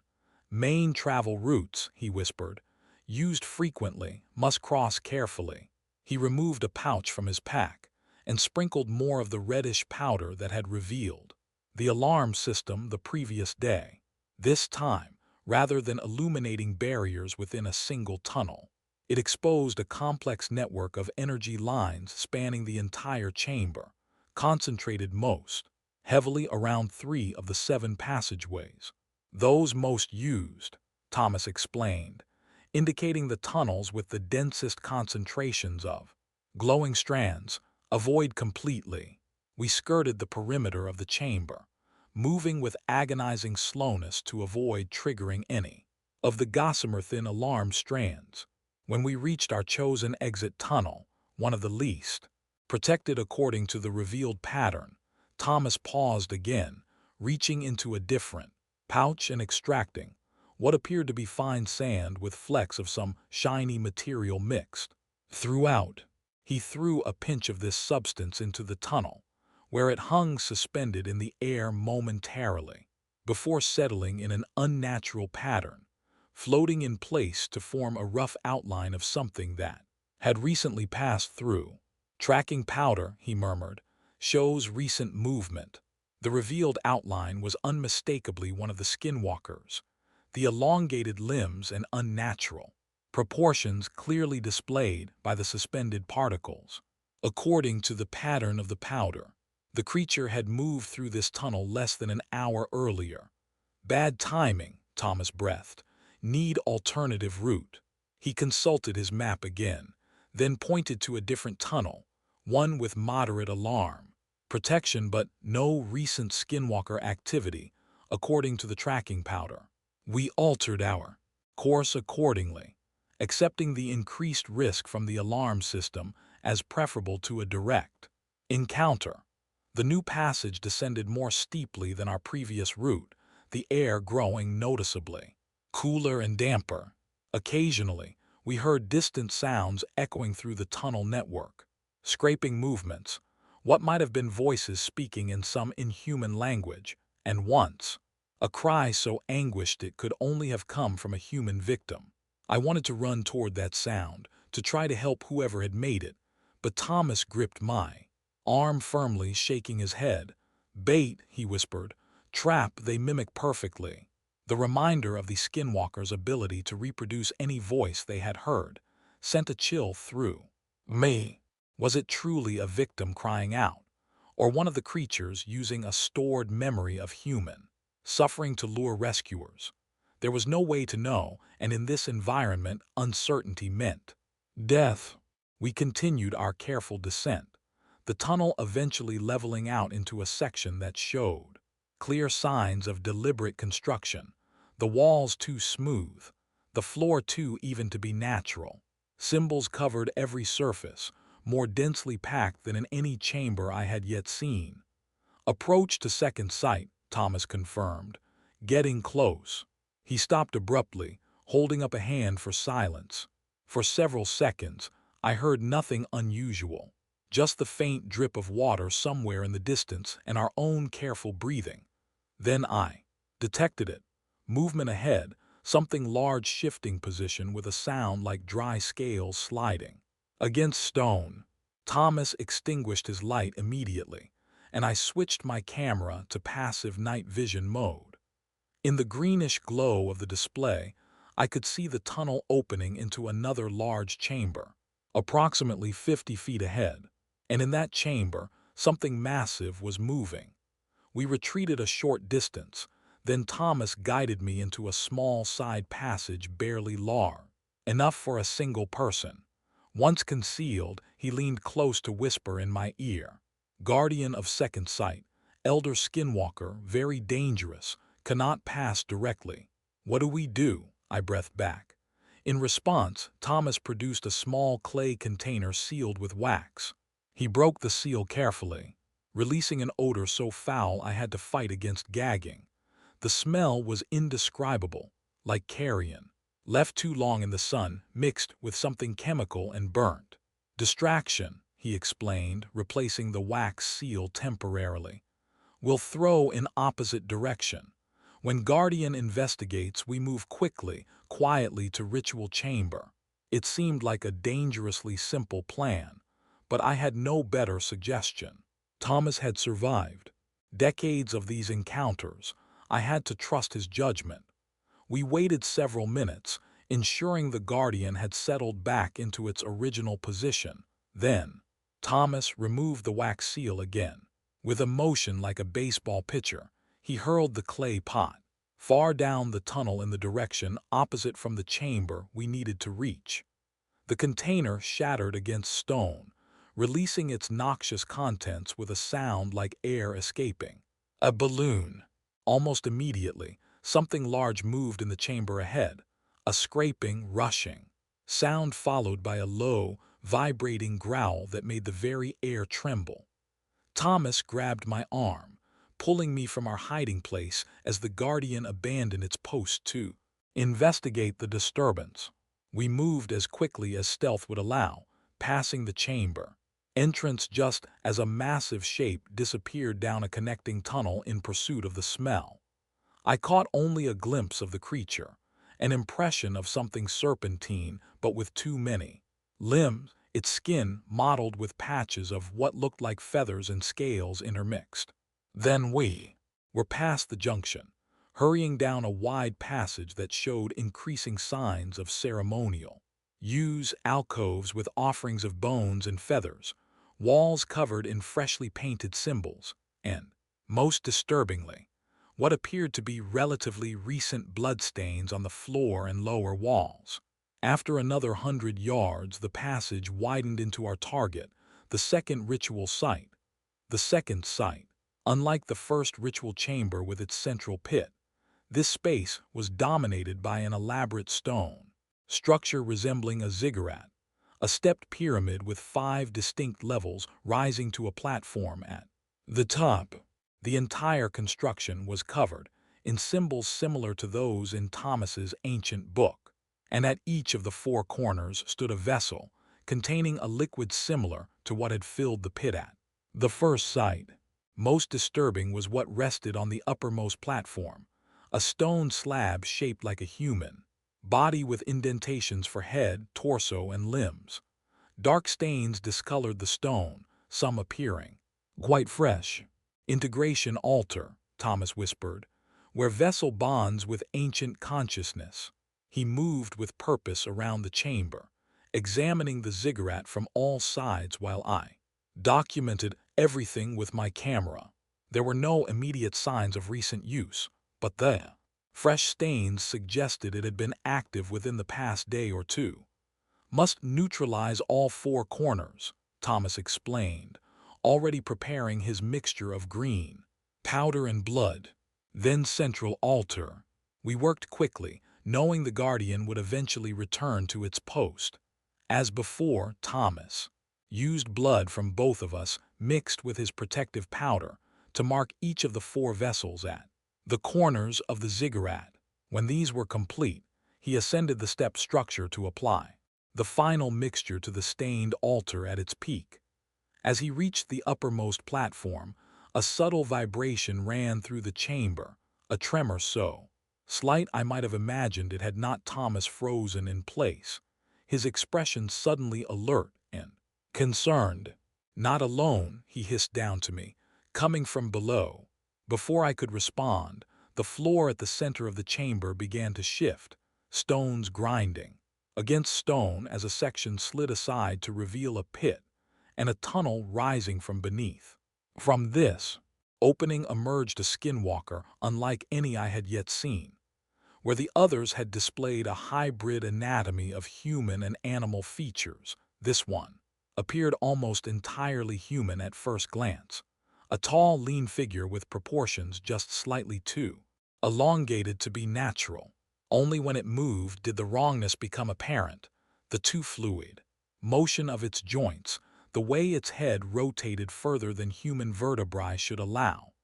Its face, however, was the most disturbing element, rather than the partially formed animal features. Of the others, this one wore what appeared to be a complete human face, not just resembling a human but appearing to be an actual human face, somehow stretched over the creature's true features. The effect was a mask of human skin, with expressions that never quite aligned with the movements beneath. Thomas remained motionless atop the ziggurat, clearly hoping to avoid detection, but the creature's awareness was too acute. Its head snapped up, golden eyes fixing on him with predatory intensity. "Watcherer," it hissed, the word emerging from its mouth with a sibilant quality that suggested multiple tongues moving in concert. "You return. Always you return." To my shock, it addressed Thomas directly and in English, displaying an intelligence far beyond what I had observed in the other skinwalkers. Thomas straightened slowly, not attempting to hide. "Always I return," he agreed, his voice steady. "Despite the danger. As long as you continue I will oppose, as did my father, his father, back 7 generations." The skinwalker made a sound like dry leaves rustling. A laugh, I realized with horror. "SS7 generations of begays," it said. "SS7 generations of failure. This time the opening way will be completed. The ancient ones will walk again." Its attention had been entirely focused on Thomas, but now its gaze shifted, golden eyes finding me in the shadows at the base of the ziggurat. "You bring fresh blood," it observed. "Young, strong, potential vessel." A chill ran through me at those words. I gripped my crystalline knife tightly, though I had no illusions about my chances against this creature if it decided to attack. "He is not for you," Thomas said firmly. "None here are for you. Your ritual sites are being cleansed. One by one, the opening way will fail again.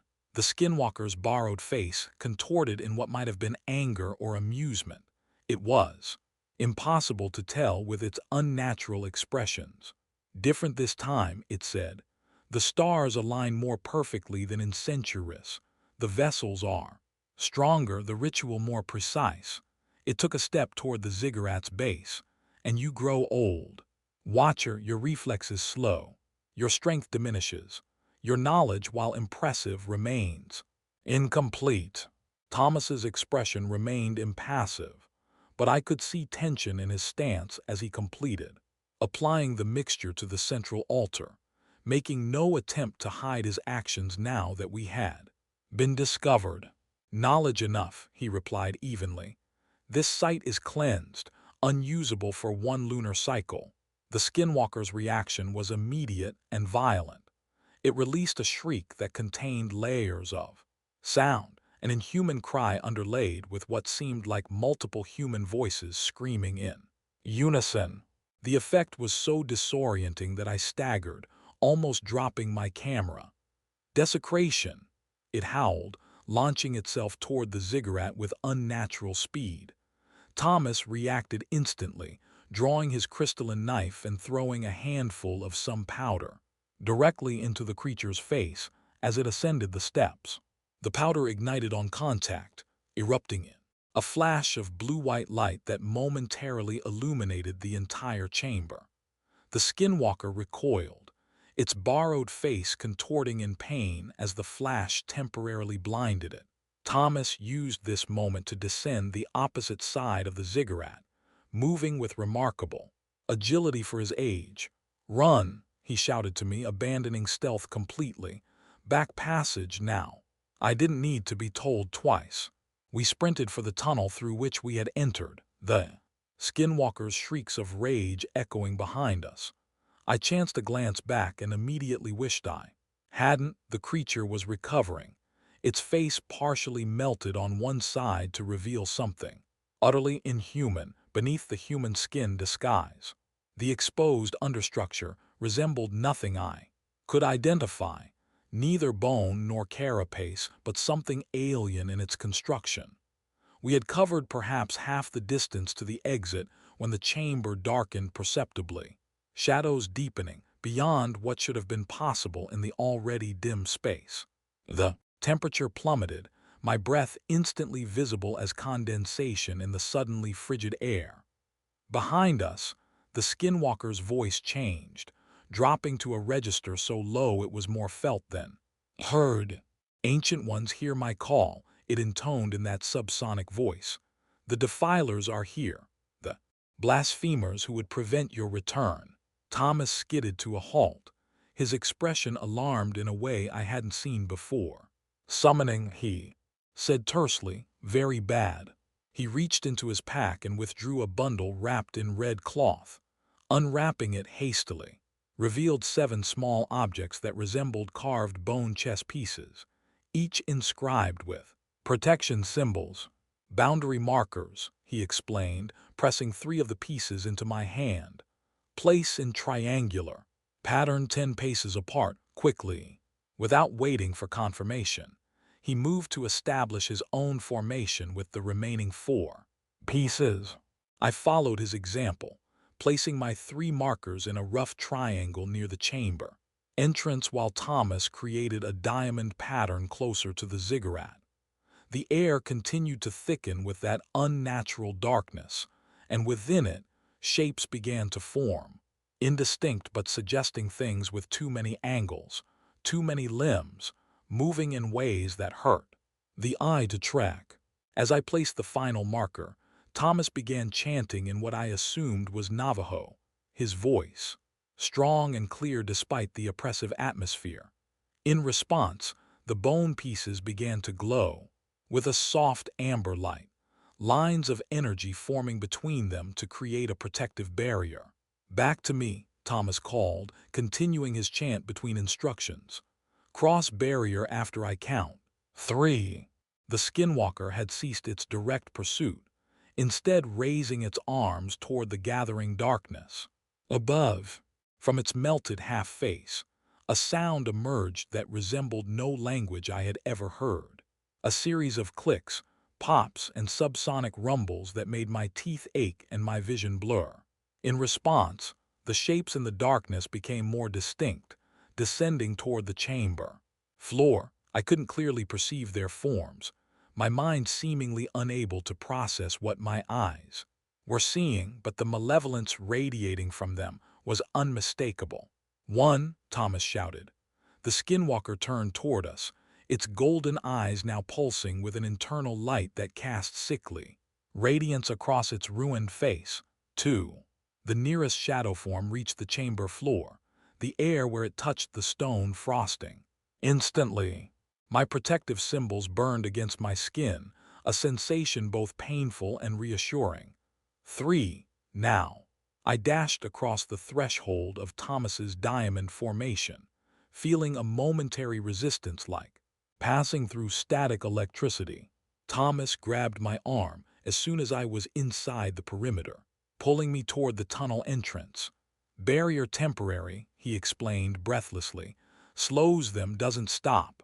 Move." We ran at full speed now, no longer concerned with stealth. Behind us, an outraged howl suggested the skinwalker had encountered the boundary created by my triangle of markers. Thomas's diamond formation would fail next, and then nothing would stand between us and pursuit. The large guardian we had evaded earlier was nowhere to be seen as we passed its chamber, still investigating the distraction, I hoped, rather than waiting in ambush ahead. We retraced our path through the tunnel network at a reckless pace, Thomas somehow navigating the complex junctions without hesitation despite our speed. After what seemed like miles of desperate flight, he finally pulled me into a narrow side passage that I would have missed entirely without his guidance. We squeezed through an opening barely wide enough for a human body, emerging into a small chamber with a ceiling so low we had to stoop. "Temporary shelter," Thomas gasped, clearly winded from our escape. "Unknown to them. Safe for moment." I collapsed against the wall, my own breathing ragged and my injured ankle throbbing despite the supportive binding. For several minutes we simply recovered our breath, listening intently for any sound of pursuit. "What were those things?" I finally asked. In the shadows, Thomas's expression was grave. "The ancient ones, or echoes of them, not fully manifested but aware, drawn by the skinwalker's call." "I thought the skinwalkers were trying to bring them back through the ritual," I said, confused. "But they're already here. Present but limited. Constrained," Thomas explained.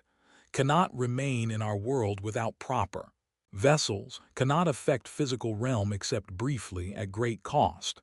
He shook his head. "What we glimpsed were projections, like shadows cast by beings existing primarily in another plane. The implications were terrifying. These weren't simply creatures of folklore or corrupted humans practicing dark magic.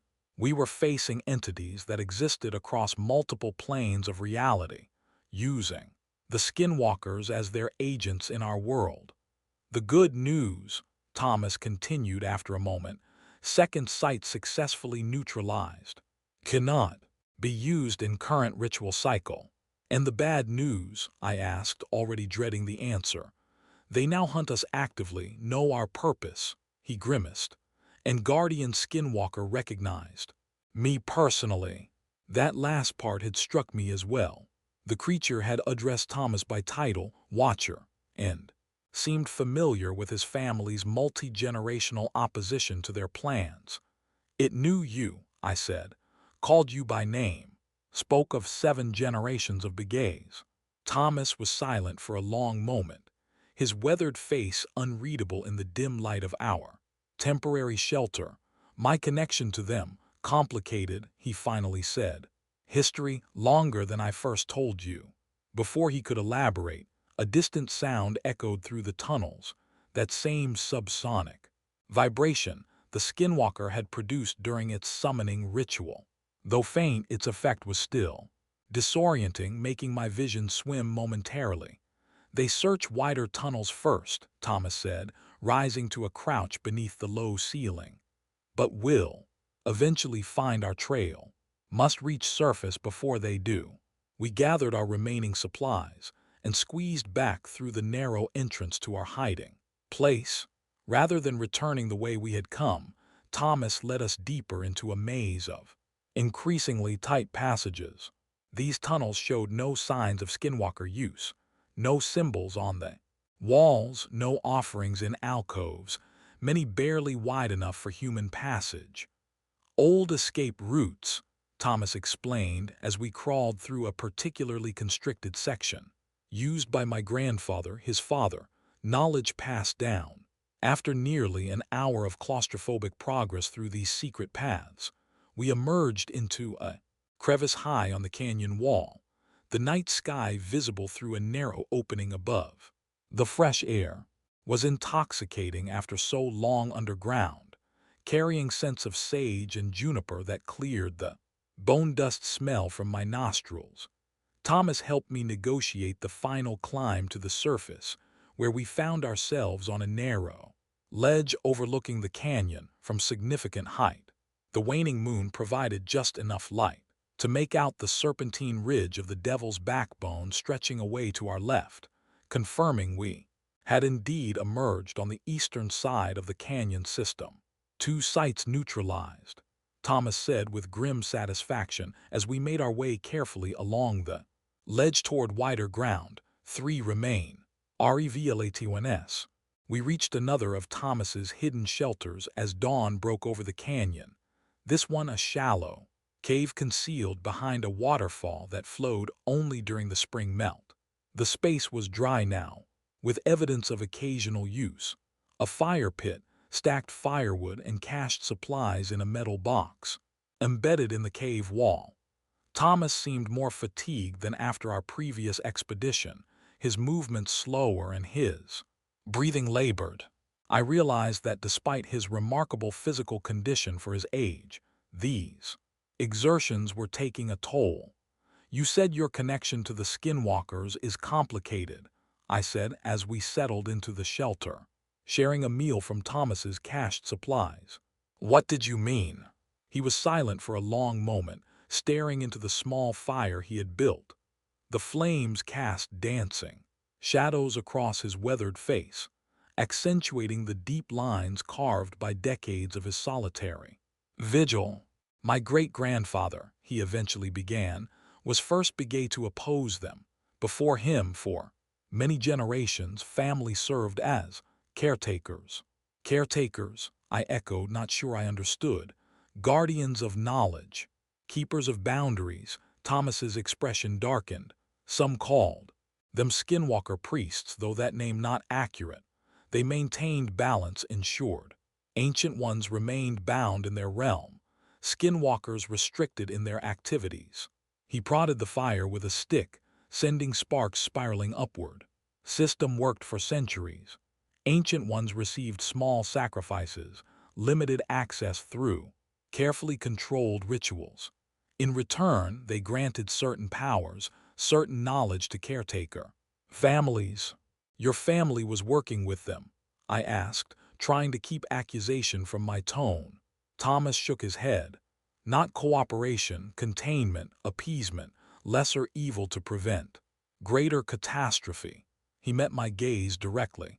If ancient ones fully manifest in our world, destruction beyond imagining, millions would die. Reality itself could fracture. The conviction in his voice sent a chill through me despite the fire's warmth. What changed? I asked. Why did your great-grandfather break from this arrangement? 1934, Thomas replied. Ancient ones demanded larger sacrifice, entire family instead of single. Volunteer, great-grandfather refused, broke ancient pact, hid caretaker book. He gestured to the iridescent-bound volume he had shown me earlier, and began actively opposing their rituals. And they've been trying to complete the opening way ever since, I concluded. Yes, each 7-year cycle they attempt ritual. Each cycle, some member of my family disrupts. Enough sites to prevent completion. His expression grew distant. My grandfather, my father, my older brother until his death. Now me. A heavy legacy, I observed quietly. Thomas nodded once. Born to it, trained from childhood, will die in this fight as all before me. The matter-of-fact way he spoke of his inevitable death in this generational conflict struck me forcefully. While I had stumbled into this nightmare by accident, pursuing a missing friend, Thomas had been shaped by it from birth, his entire existence defined by opposition to these ancient horrors. The Skinwalker called you Watcher, I said. Is that a title? Old name for caretakers, he confirmed. When role changed from appeasement to opposition, name remained. I am last watcher of my line. No children to continue, I asked, then immediately regretted the question, which felt too personal. But Thomas answered without hesitation. Had son once, wife too, both taken in 1979 cycle, consumed. His voice remained steady, but the pain behind the words was palpable. Decided then. Bloodline ends with me. No more Begay's sacrifice to this fight. The revelation stunned me into silence. This man had lost everything to the Skinwalkers, yet had continued his lonely battle for decades afterward, knowing he was the last of his line, the final guardian in a centuries-old vigil. I'm sorry, I said inadequately. Thomas acknowledged this with a slight nod, then returned to practical matters. Third site most remote Northwest Canyon lands. Requires full day's journey overland tomorrow, then descent through what white maps call Phantom Cave System. He unfolded his composite map again, indicating a location near the furthest edge of the underground network. Less used historically, maybe less defended. He traced a potential route with his finger, or could be trap. Hard to predict their adaptations after tonight. Do we risk it? I asked. They're actively hunting us now. Must risk it, Thomas replied firmly. Third site critical to geometry of ritual. Without it, other sites cannot align properly. He studied the map intently, but will approach differently. More caution, no direct confrontation if possible. As Thomas continued outlining his strategy for the next site, I found myself studying him with new understanding. The knowledge that he had once been a husband and father, that he had lost them. To these same creatures he continued to fight, cast his decades of solitary opposition in an even more poignant light. What drove a man to continue such a hopeless-seeming battle, knowing he was the last of his line, the final inheritor of a burden stretching back generations? Was it vengeance for his lost family, duty to the legacy of his ancestors, or something more fundamental, a recognition that if he faltered, something truly catastrophic would be unleashed upon the world? Perhaps it was all of these things, combined with a stubborn resilience I was coming to admire deeply. Rest now, Thomas eventually said, setting aside the map. Long journey tomorrow, need strength. As I settled onto a blanket near the fire, physical exhaustion warring with mental overstimulation, I found myself wondering what would happen after this cycle. If we succeeded in disrupting the current ritual, the Skinwalkers would simply try again in 7 years. But Thomas would be well into his 80s by then, perhaps no longer able to undertake these physically demanding missions. And with no heir to continue his vigil, who would stand against the next attempt? Who would even know about the threat? The realization came with sudden clarity. This was why Thomas had allowed me to join him, why he was sharing knowledge that had previously been restricted to his bloodline. He was preparing for the possibility of passing his burden to someone outside the Begay family. With that troubling thought echoing in my mind, I drifted into uneasy sleep, the weight of generations of watchers somehow pressing down upon me. Across the canyon lands, dawn found us already moving, traveling northwest across increasingly remote sections of the canyon system. Thomas set a pace that respected my still-healing ankle but wasted no time on unnecessary breaks. The urgency of our mission seemed to energize him despite his age, his knowledge of the landscape, allowing him to choose routes that minimized exposure while making good time. 4 days remain until optimal alignment, he noted as we paused briefly at midday. After third, sight 2 more remain, plus central chamber. The immensity of the task ahead was daunting. Each site had proven more challenging than the last, and we had no reason to believe the trend wouldn't continue. The skinwalkers knew we were targeting their ritual locations and would undoubtedly reinforce the remaining sites with additional defenses and guardians. As we continued across a high desert plateau, I took the opportunity to learn more about our adversaries. The skinwalker that confronted us, I began, it was different from the others, more human in appearance, more intelligent.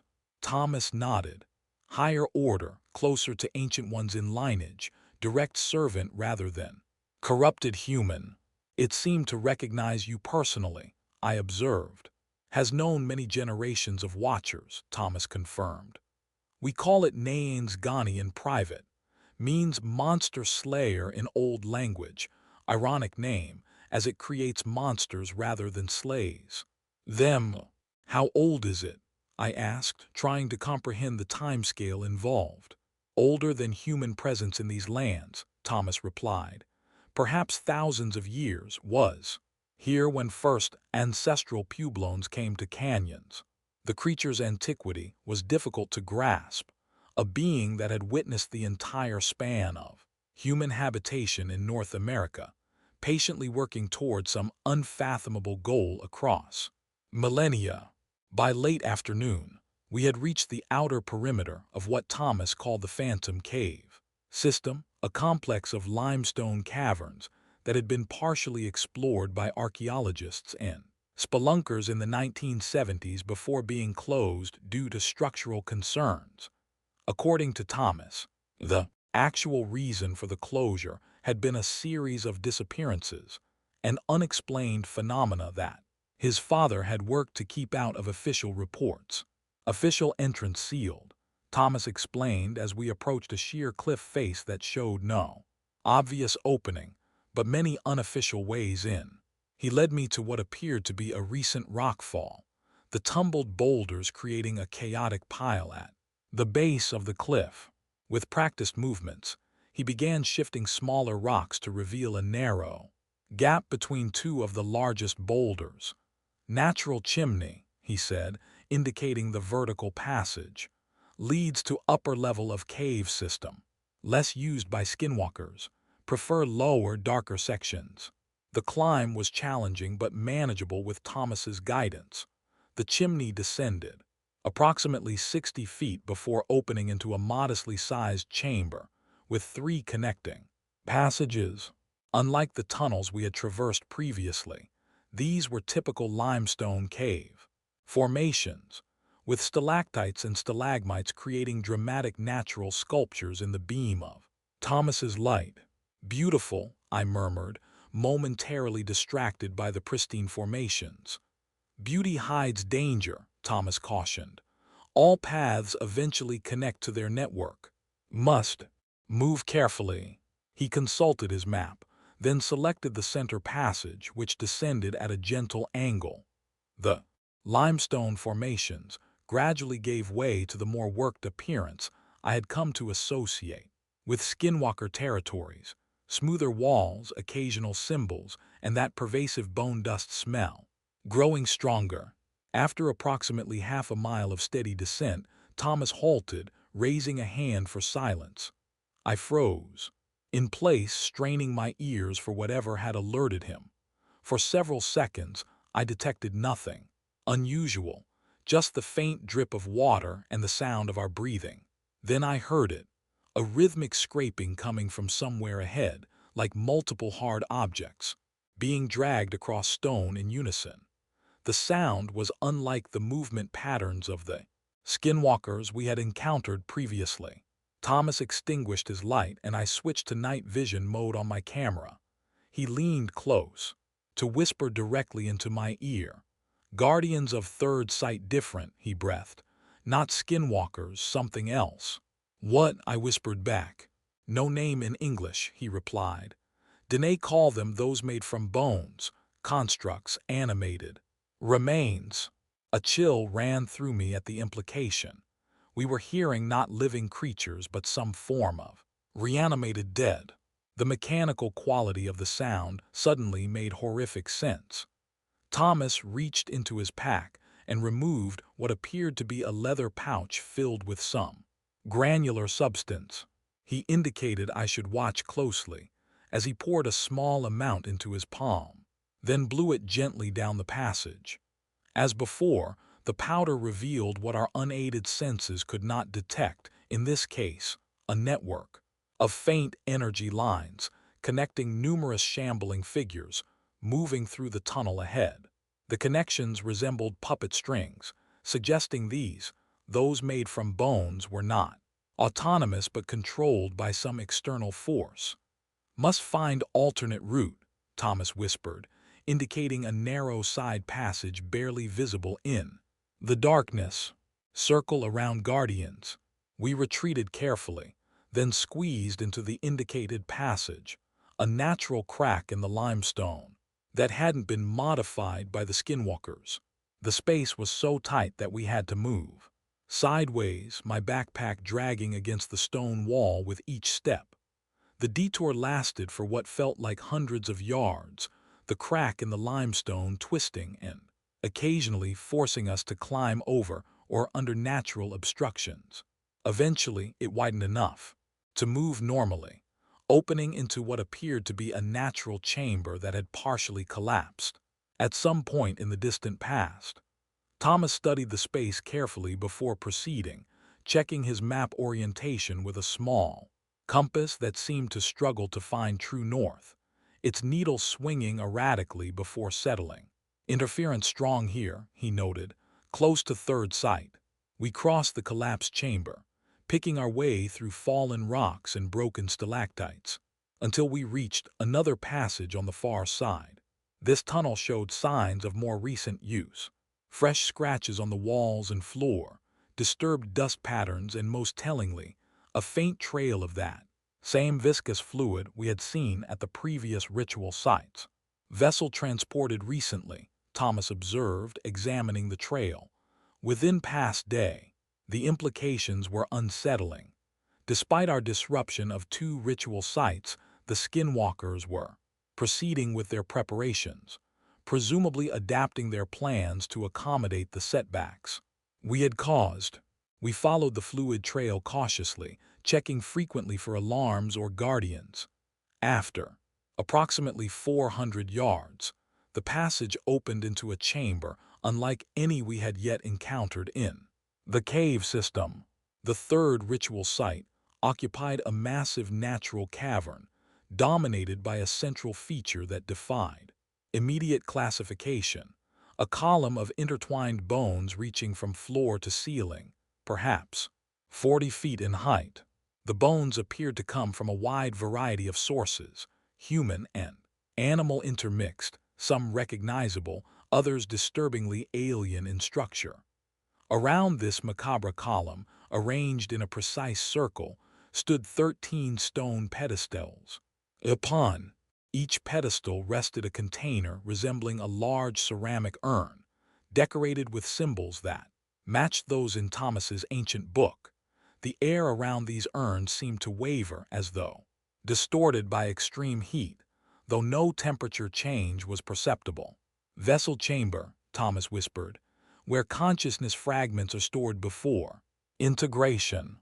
I panned my camera across the scene, capturing the grotesque bone column and the arrangement of urns. As I zoomed in on one of the containers, I noticed a subtle movement. The surface of whatever liquid it contained was rippling, as though responding to our presence. "They're aware," I breathed, lowering the camera. Thomas nodded grimly. "Fragments of ancient ones, not fully conscious but sensing." He surveyed the chamber carefully from our position near the entrance, then pointed to a walkway that spiraled around the bone column, leading to a platform approximately halfway up its height. "Control point there," he said. "Must apply neutralizing mixture to central node, then to each urn in sequencer." The task seemed straightforward but dangerously exposed. We would be completely visible as we ascended the spiral walkway, with no cover if guardians appeared. And something about the pulsing urns suggested they might be capable of more than passive awareness. "What happens if the fragments sense us approaching?" I asked. "Alert nearby guardians," Thomas replied. "Or worse." "Worse. Fragments can affect physical world in limited ways, especially minds of those nearby." His expression was deadly serious. "Keep protection symbols clear, fresh. Only defense against direct influence." With that less than reassuring advice, we began our approach to the third ritual site, moving as quietly as possible across the open chamber toward the base of the spiral walkway. Each step seemed to heighten the rippling in the urns, the liquid surfaces becoming increasingly agitated. We had almost reached the walkway when a sound from one of the connecting tunnels froze us in place, that same mechanical scraping we had heard earlier, but much closer now. The bone guardians had returned. Thomas reacted instantly, pulling me behind one of the pedestals seconds before two figures emerged from the tunnel we had been planning to use for our exit. Even prepared by Thomas's description, the sight of these constructs sent a wave of primal revulsion through me. They were roughly humanoid in shape, but assembled from bones that clearly came from multiple sources: human ribcage paired with deer legs, wolf skulls atop human spines, bird wings attached to shoulders in place of arms. The components were bound together by a network of sinew and what appeared to be the same viscous fluid found at the ritual sites, which served as both lubricant and connective tissue. Most disturbing was their movement, a jerky but precise coordination that suggested intelligence, directing each step. As Thomas had revealed with his powder, faint energy lines extended upward from each construct, disappearing into the darkness of the cavern ceiling. The guardians moved to positions on opposite sides of the chamber, their empty eye sockets somehow conveying vigilance despite the absence of actual eyes. They stood motionless for several minutes, during which Thomas and I remained frozen behind our inadequate cover. Eventually, when no further guardians appeared, Thomas tapped my shoulder and pointed upward to indicate we should proceed with the original plan. We would have to be even more cautious now, as any sound would immediately alert the bone constructs to our presence. We began ascending the spiral walkway, moving slowly to avoid any noise from the ancient structure. The path circled the bone column 3 times before reaching the central platform, each circuit bringing us closer to the ceiling and its concealing shadows. From this elevated position, I could see additional details of the bone column that weren't visible from the ground. The intertwined remains weren't simply piled or arranged, they were growing together, fusing at points of contact in a process that seemed both organic and profoundly unnatural. Newer bones at the outer layers were being gradually absorbed into the structure, adding to its mass and height. The platform itself was evidently the control point Thomas had identified, a flat surface containing a depression filled with the now familiar viscous fluid. Floating in this liquid was an object that resembled a human skull but with proportions subtly wrong, the cranium too elongated, the eye sockets too large and inappropriately angled. Thomas immediately set to work, preparing the neutralizing mixture with blood from both of us as before. As he applied the paste to the edges of the fluid depression, the liquid began to react violently, the floating skull bobbing and rotating as though in pain or anger. Below us, the bone guardians immediately responded to the disturbance, their heads tilting upward. in unison as they detected the changes in the control node. They began moving toward the base of the spiral walkway, their pace quickening from a shamble to a rapid, clattering run. "Hurry," I whispered urgently, watching their approach. Thomas worked methodically despite the danger, completing the protection symbol around the control node before dividing the remaining mixture into 13 equal portions, one for each. "The urns below must apply to each vessel," he said, handing me 6 of the portions.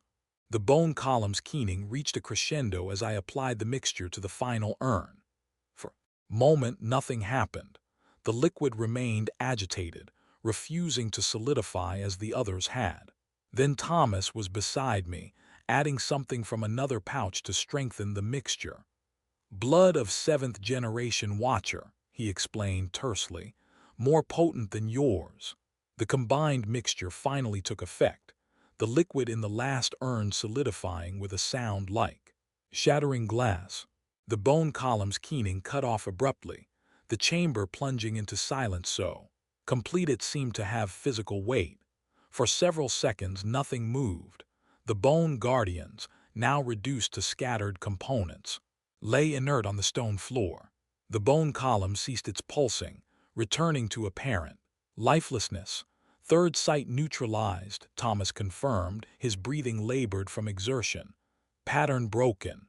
I sagged against the neutralized urn, the adrenaline that had carried me through the conflict beginning to ebb.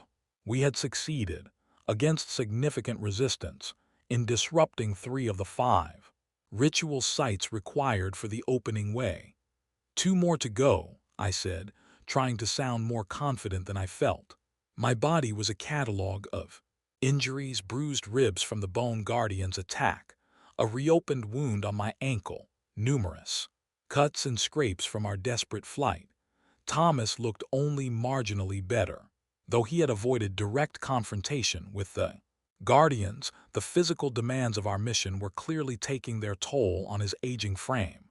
He leaned heavily on the urn, his breathing still not fully recovered. "Need rest," he admitted, confirming my assessment. "Few hours, then 4th sight."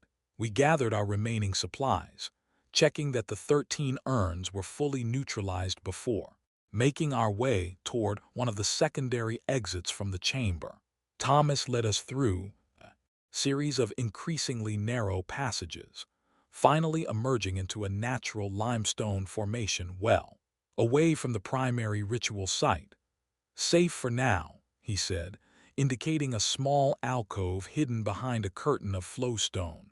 "Guardians cannot pursue beyond 3rd sight while neutralized." The alcove proved to be another of Thomas's prepared shelters, with basic supplies cached in watertight containers. He retrieved a medical kit and attended to the worst of our injuries, applying a pungent salve to my bruised ribs that provided almost immediate relief. As we rested, drinking water from Thomas's cache and sharing strips of dried meat, I found myself studying him with growing concern. Despite his composed demeanor, I could see the exhaustion etched in the lines of his face, the slight tremor in his hands as he repacked the medical supplies. "How are you holding up?" I asked directly. Thomas considered the question with characteristic gravity before responding. "Older than last cycle," he finally admitted. "Recovery slower but sufficient for task." Coming from anyone else, I might have questioned such an assessment. But Thomas had been outpacing me, a man literally half his age, throughout much of our journey. His resilience was extraordinary, though clearly not unlimited. "What can you tell me about the 4th sight?" I asked, changing the subject to more practical matters. Thomas unfolded his composite map, now marked with X's over the 3 neutralized locations. The remaining 2 ritual sites formed an irregular pattern with the central ceremonial chamber. No longer the perfect pentagram the skinwalkers had designed, but still potentially functional if we failed to disrupt at least one more location. 4th site newest, Thomas explained, indicating a location in the southwestern quadrant of the cave system. Added during last cycle, 2018. Replaced site I destroyed permanently in 2011. You can destroy them permanently, I asked, surprised given the temporary nature of our current neutralizations. Difficult, dangerous, requires more than blood mixture. His expression darkened. Last. Permanent destruction cost 3 lives. Poor trade. I didn't press for details. Sensing this was connected to personal loss, Thomas wasn't ready to discuss. Instead, I focused on the immediate challenge. What makes this site different from the others? Water-based, Thomas replied. Located beneath underground lake, different approach required. He pointed to a specific tunnel junction on the map. Must enter through flooded passage. Difficult. Access.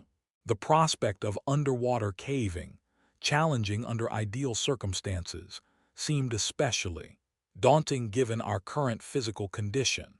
Thomas noted my concern and continued. Alternative approach possible. Longer route but avoids main water passage. He traced a circuitous path through several less used tunnels. Lower chambers near thermal vents. Unpleasant, but passable. As we discussed strategy for approaching the 4th site, a subtle change in the air pressure caused both of us to fall silent. The atmosphere seemed to thicken, carrying that same bone dust smell but with an added component, something ozone-like, as before an electrical storm. Thomas's expression sharpened instantly. They search, he whispered. Reach out with senses. He quickly retrieved a pouch from his pack, sprinkling a fine powder in a circle around our position. The dust immediately began to glow with a soft blue light, forming a barrier that seemed to stabilize the air within its perimeter. Psychic shield, Thomas explained. Temporary, cannot maintain long without. Consequences. The nature of those consequences remained unspecified, but the strain visible on Thomas's face as he maintained the shield suggested they were significant. For several minutes, we sat in tense silence as the atmosphere outside our protective circle continued to thicken. The air itself seemed to move with purpose, probing the boundaries of Thomas's shield with increasing insistence. Eventually, the pressure receded, the searching presence moving away from our location. Thomas released the shield with a visible effort, the glowing dust settling inert on the stone floor. Nayane's Ghani, he said grimly. The one you saw at second sight, hunting actively now. Can it find us? I asked. Eventually, Thomas acknowledged. Shield blocks immediate detection but leaves. Echo. Trail it. Can follow given time. That revelation added new urgency to our already pressing timeline. We would need to move soon, continuing our mission, while evading the Skinwalkers' increasingly focused pursuit. Rest 1 hour, Thomas decided. Then move toward 4th site, must complete before Nayane's Ghani finds our trail. The 4th site. We departed the limestone alcove after a brief but necessary rest, following Thomas's alternative route toward the southwestern quadrant of the cave system. The path took us through a series of progressively warmer tunnels, the temperature rising noticeably with each downward section we traversed. Approaching thermal zone, Thomas explained as beads of sweat formed on his forehead. A heat from deep earth makes this route unpleasant but less used by skinwalkers, prefer cold. The tunnel eventually opened into a moderate-sized chamber where several geothermal vents released steam into the air, creating a natural sauna effect. The humidity was almost unbearable, clothing clinging to skin within seconds of entering the space. Thomas navigated confidently through the steam-filled chamber, following some path visible only to his experienced eyes. I stayed close behind, the visibility reduced to mere feet in the thickest sections of vapor. As we crossed the chamber, I noticed something unusual about the steam itself.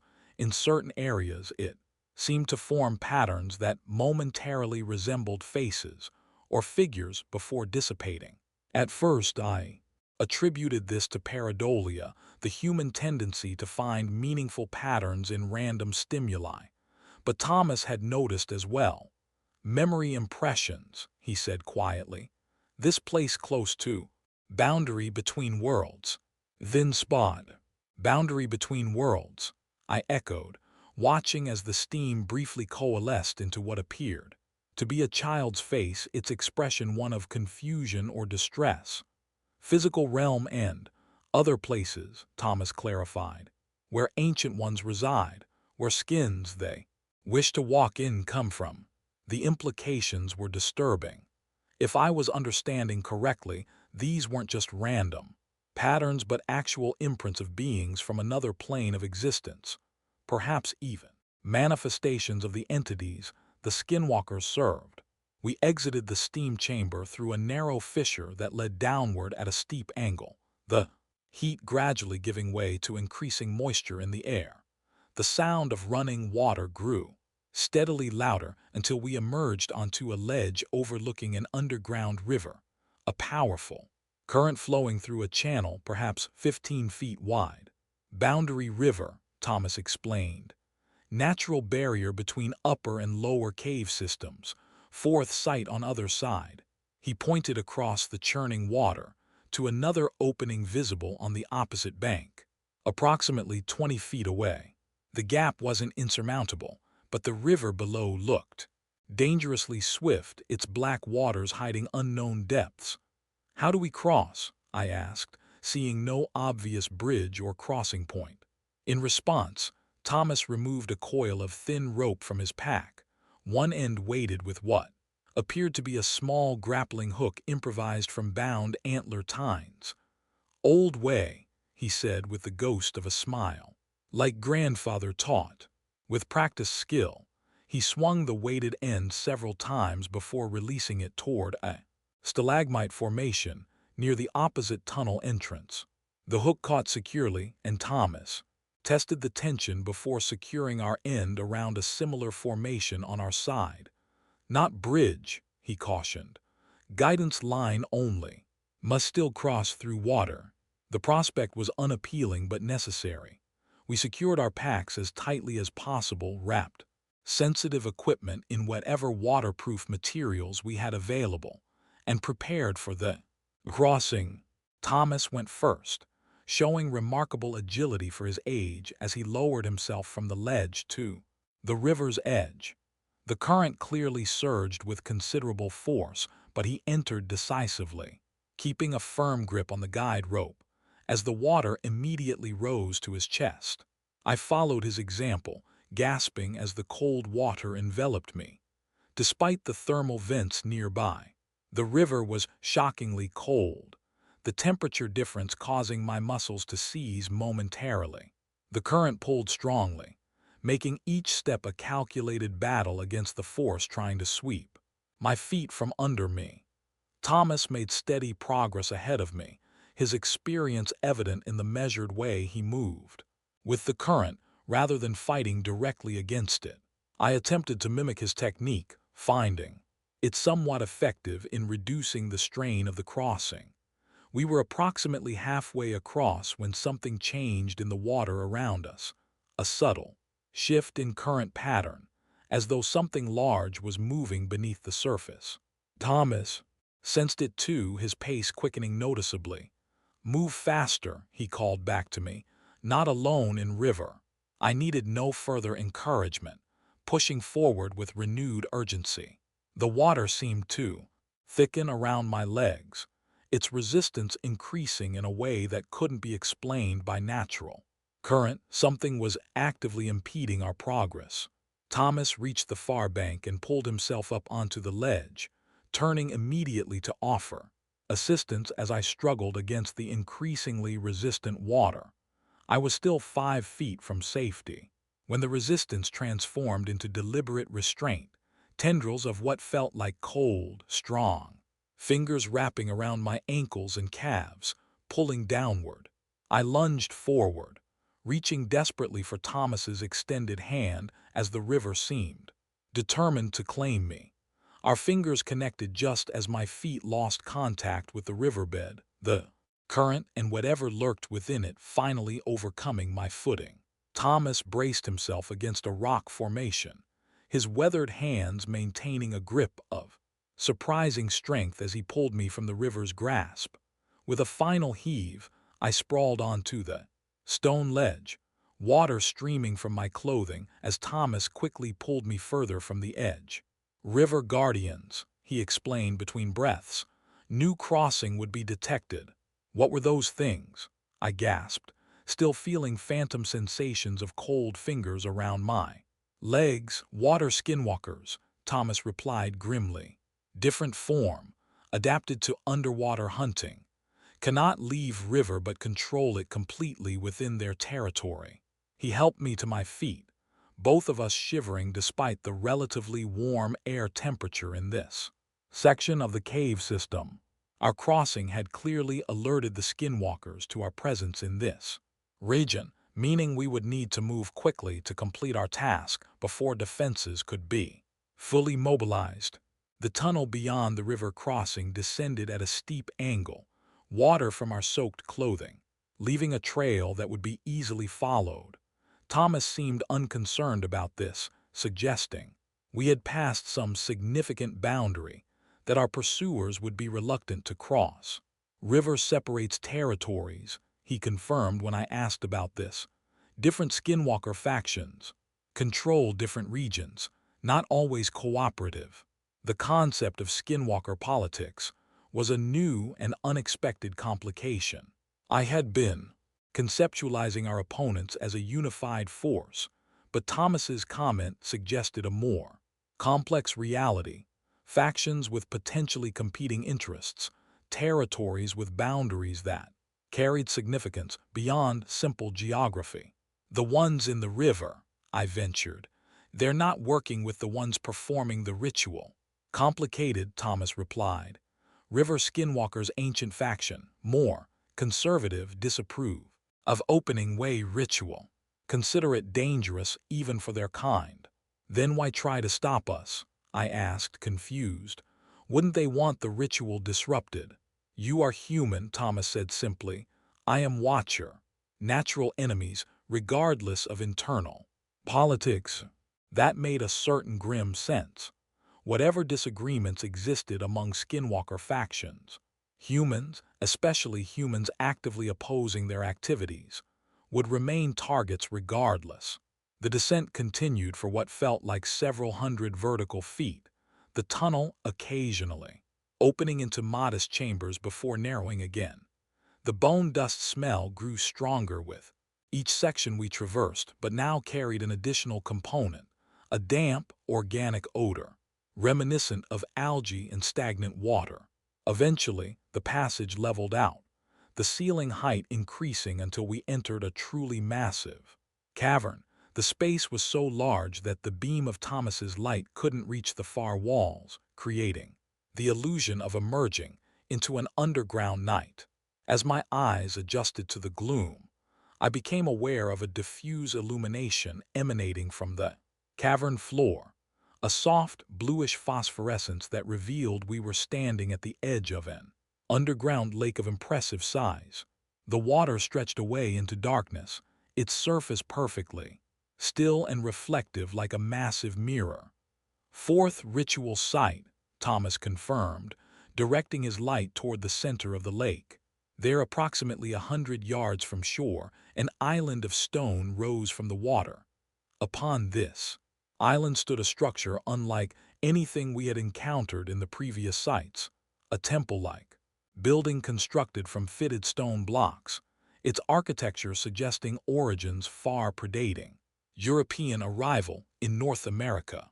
The structure's proportions seemed subtly wrong, its angles creating an unsettling effect even from a distance. "Very old," Thomas said quietly, "not built by skinwalkers. Found and repurposed." "Who built it?" I asked, something about the structure's alienness raising the hair on my neck. "Unknown civilization. Existed before ancestral Pueblones, before other known cultures in region." Thomas's expression was grave. Some things better left unremembered. He surveyed the shoreline carefully before pointing to a stone dock extending slightly into the lake. Pulled up alongside this dock was a small boat, a simple craft that appeared to be constructed from some dark wood I couldn't immediately identify. Transport to island, Thomas explained. Only way across. The boat seemed an obvious trap, yet we had no alternative means of reaching the island.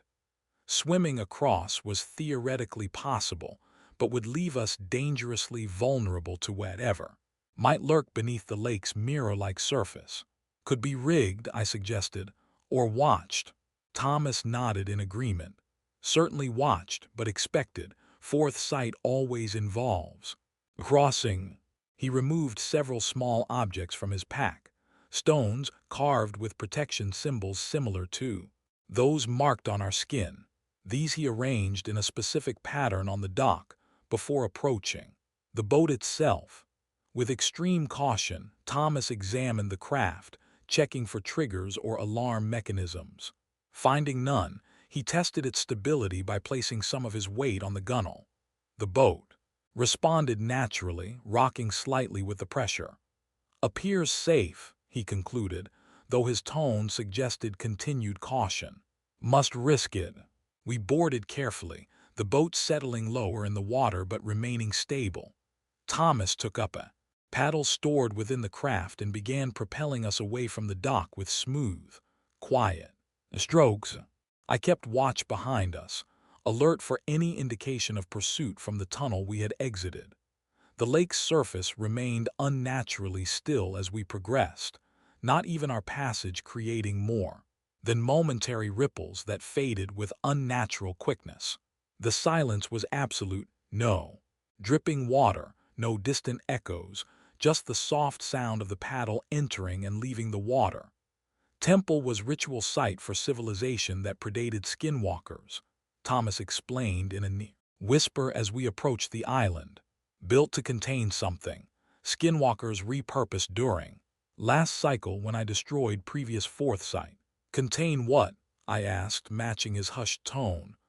Unknown exactly. Ancient texts call it the Waiting One, being of great power. Neither ancient one nor creature of our world, something between. The implications were disturbing. We weren't simply dealing with one type of supernatural entity, but layers of them. The skinwalkers, the ancient ones they served, and apparently other beings that existed in this liminal space between worlds. As we neared the island, details of the temple structure became clearer. The stonework was extraordinarily precise. Blocks fitted so perfectly that not even a blade could be inserted between them despite their evident antiquity. The entrance was a perfect square, with no door visible, opening into absolute darkness that seemed to absorb rather than reflect light. We reached the island without incident, securing the boat to a stone mooring post that rose from the water near a small beach of black sand. Thomas stepped ashore first, examining the ground carefully before indicating I should follow. Fourth site different from others, he explained as we approached the temple entrance. No central focus to neutralize, rather pattern of connected nodes throughout structure. Must find and mark all 7 to disrupt. The challenge was significant, locating and neutralizing 7 separate points within an unfamiliar structure of unknown size, all while evading whatever guardians might protect the site. Our previous encounters suggested the level of resistance would be substantial. Thomas prepared his neutralizing mixture as we paused at the temple entrance, dividing it into 7 equal portions as before. He handed 3 to me, keeping 4 for himself. Follow right wall, he instructed. I take left. Nodes marked with spiral symbol. Apply mixture directly to center of each. With that plan established, we entered the ancient structure, the darkness of the entrance giving way to a diffuse illumination similar to the phosphorescence of the lake, but with a greenish tint rather than blue. The source was unclear. The light seemed to emanate from the stone itself. revealing a central chamber with 4 connecting passages leading deeper into the temple. The architecture within confirmed my impression of wrongness.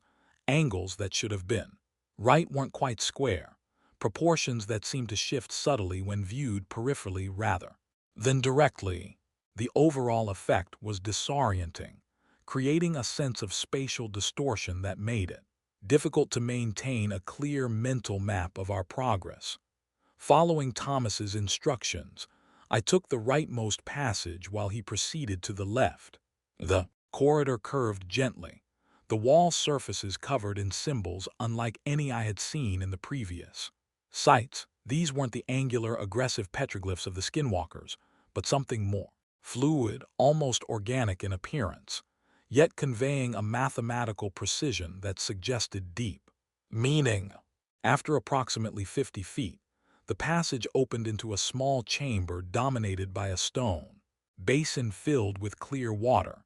Floating on the surface was a spiral symbol matching Thomas's description, not carved or painted, but somehow present as a distortion in the water itself, visible only when viewed from the correct angle. I applied the neutralizing mixture to the center of the spiral as instructed, the paste seeming to hover momentarily on the water's surface before slowly sinking. As it descended, the water in the basin began to glow with increasing intensity, then abruptly darkened, becoming opaque and still. 1 node neutralized, 2 remaining in my section. I continued following the right wall, the passage curving back toward what I assumed was the central chamber before branching again. The spatial distortion made orientation increasingly difficult. Distances seemed to expand or contract unpredictably, and twice I found myself unexpectedly back in sections I thought I had left behind. The second node was located in a chamber where gravity itself seemed altered. Water flowed up the walls and across the ceiling before collecting in a basin inverted above my head. The spiral symbol was formed from this defiance of natural law, the water's path creating the pattern through its impossible flow. Applying the mixture to this node proved more challenging, requiring me to reach upward into the inverted basin. As the paste contacted the spiral center, the gravitational anomaly collapsed, water falling normally to the floor and draining away through previously unseen channels. 2 nodes neutralized, 1 remaining. As I searched for the third node, a sound reached me from elsewhere in the temple, a rhythmic chanting in a language I didn't recognize, the syllables seeming to twist in my ear like the architecture twisted in my vision. The skinwalkers had detected our presence and were responding. I quickened my pace, the right wall strategy becoming more difficult to maintain as the passages branched and rejoined in increasingly complex patterns. After several minutes of increasingly desperate searching, I finally located the third node in a chamber so small I had to crouch to enter.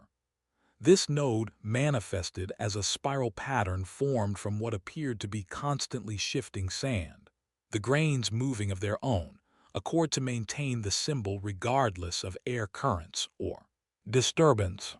I applied the final portion of mixture, watching as the sand instantly crystallized into solid glass, the spiral pattern frozen permanently in place. 3 nodes neutralized. I needed to find Thomas and confirm he had completed his 4. Retracing my steps proved nearly impossible, the temple's spatial distortion seeming to intensify. With each neutralized node, passages that should have led back to the central chamber instead opened into new areas I hadn't seen before. The chanting grew louder, now accompanied by rhythmic percussion that vibrated through the stone floor.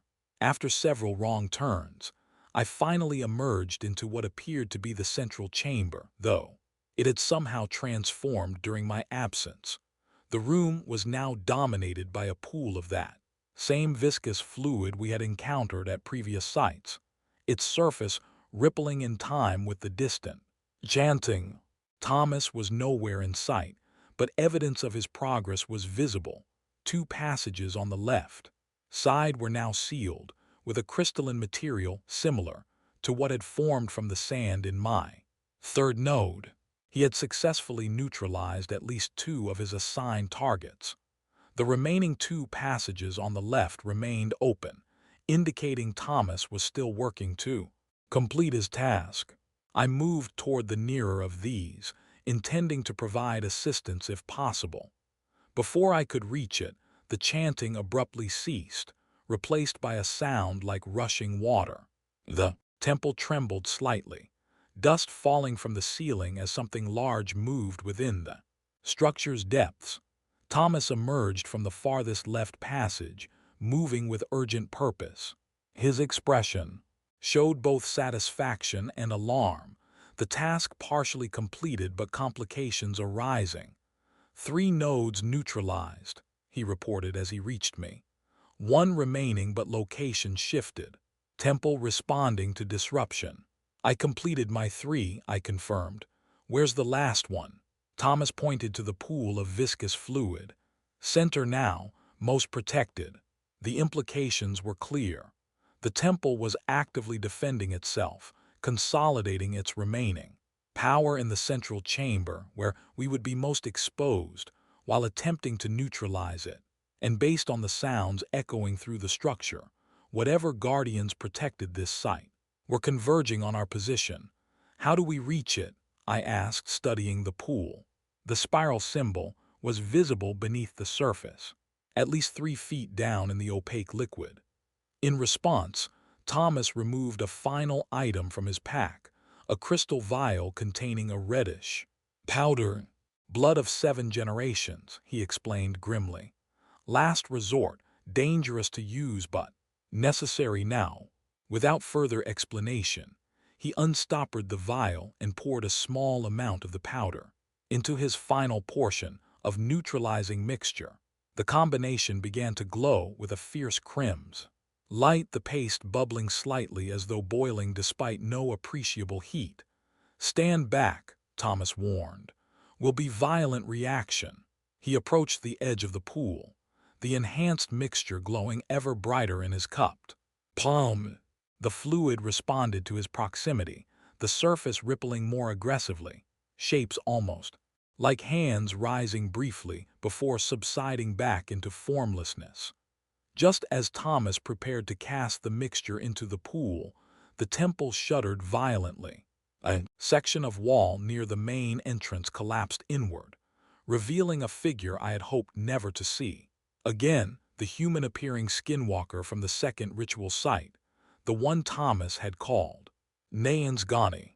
It stood framed in the rubble, its borrowed human face now fully restored but wearing an expression of cold fury no actual human countenance could achieve. Behind it, more conventional skinwalkers gathered, the antlered one among them, their forms hunched in anticipation. "Watcher," Naansgani hissed, its voice carrying that same multitonal quality I remembered. Always meddling, always interfering with inevitability. Thomas didn't respond to the taunt, his focus entirely on the pool and the final node. The skinwalker took a step forward, its movements too fluid, too precise to be fully human despite its appearance. 7 cycles you have delayed us, it continued. 7 times 7 years of patience, no more. The stars align perfectly. The vessels are prepared. The ancient ones stir in their prison. It took another step, the conventional skinwalkers fanning out behind it to block potential escape. Roots. I gripped my crystalline knife, knowing it would provide little defense against these numbers, but determined to give Thomas the time he needed to complete our mission.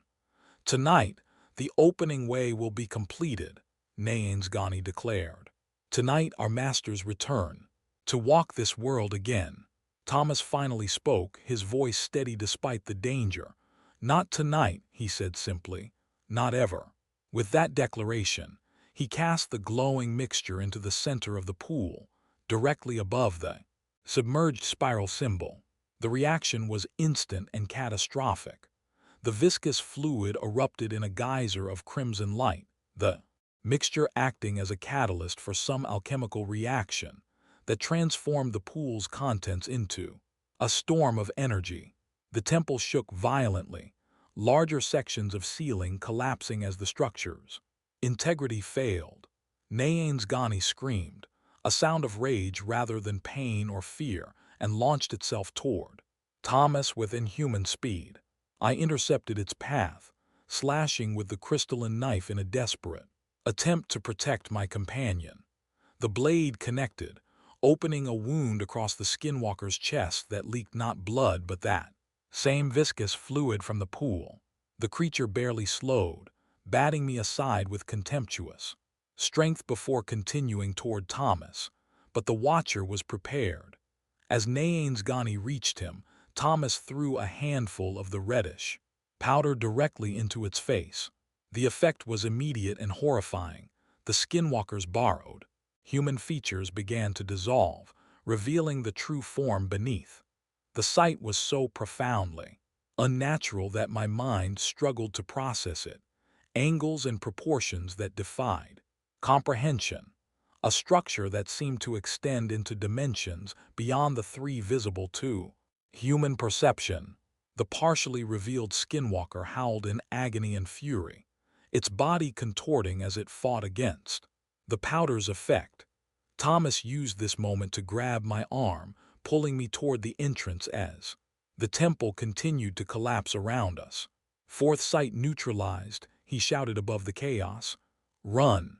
We fled toward the entrance, dodging falling stones and the disorganized attempts of the conventional skinwalkers to block our path. Behind us, Naansgani's howls transformed into something deeper, more primal, a sound that seemed to come from the earth itself rather than any living creature. We burst from the temple entrance onto the small beach where our boat was moored, the entire island now trembling beneath our feet. Without hesitation, Thomas pushed the craft into the water, and we scrambled aboard as the temple's facade collapsed completely behind us. The lake's surface was no longer mirror calm but violently agitated, waves forming where none should be possible in the enclosed cavern. Thomas paddled with desperate strength, putting distance between us and the island as it began to sink, the ancient structure disappearing beneath the churning waters. Permanent destruction, Thomas explained between labored breaths as he paddled. Fourth sight, gone completely, cannot be rebuilt or replaced within ritual timeframe. The implications were significant. We had not merely neutralized this location temporarily, but removed it entirely from the skinwalker's ritual geometry. With 4 of the 5 sites now disrupted, the opening way was mathematically impossible to complete during the current astronomical alignment.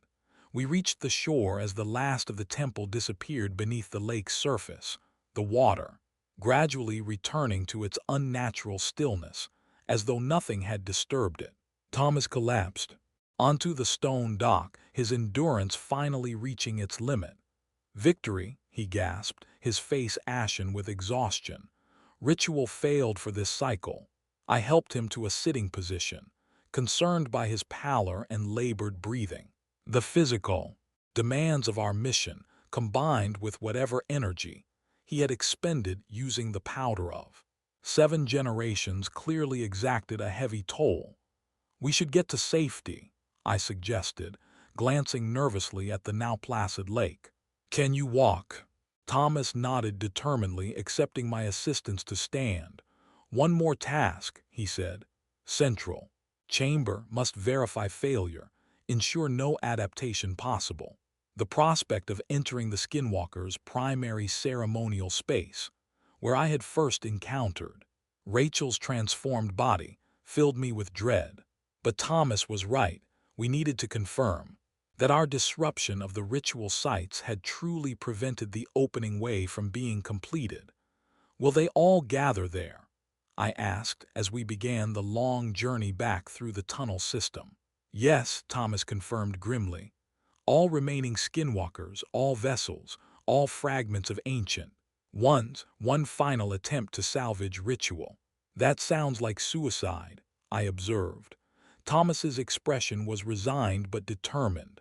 Observation only, no confrontation, verify. Failure, then retreat. Given his current condition, any other approach would indeed be suicidal. I agreed to his plan, supporting his weight as we retraced our path toward the underground river that marked the boundary between territories. The crossing proved less eventful than before. Whatever water skinwalkers had challenged our earlier passage were either absent or unwilling to interfere now. We made our way slowly back through the thermal zone, Thomas's strength gradually returning, though he remained unnaturally pale. After several hours of careful progress through the cave system, we reached a junction Thomas identified as being approximately half a mile from the central ceremonial chamber. Here we paused to rest and prepare for our final approach. "Listen," Thomas instructed, his head tilted slightly. At first I heard nothing beyond the ambient sounds of the cave, distant water dripping, our own breathing.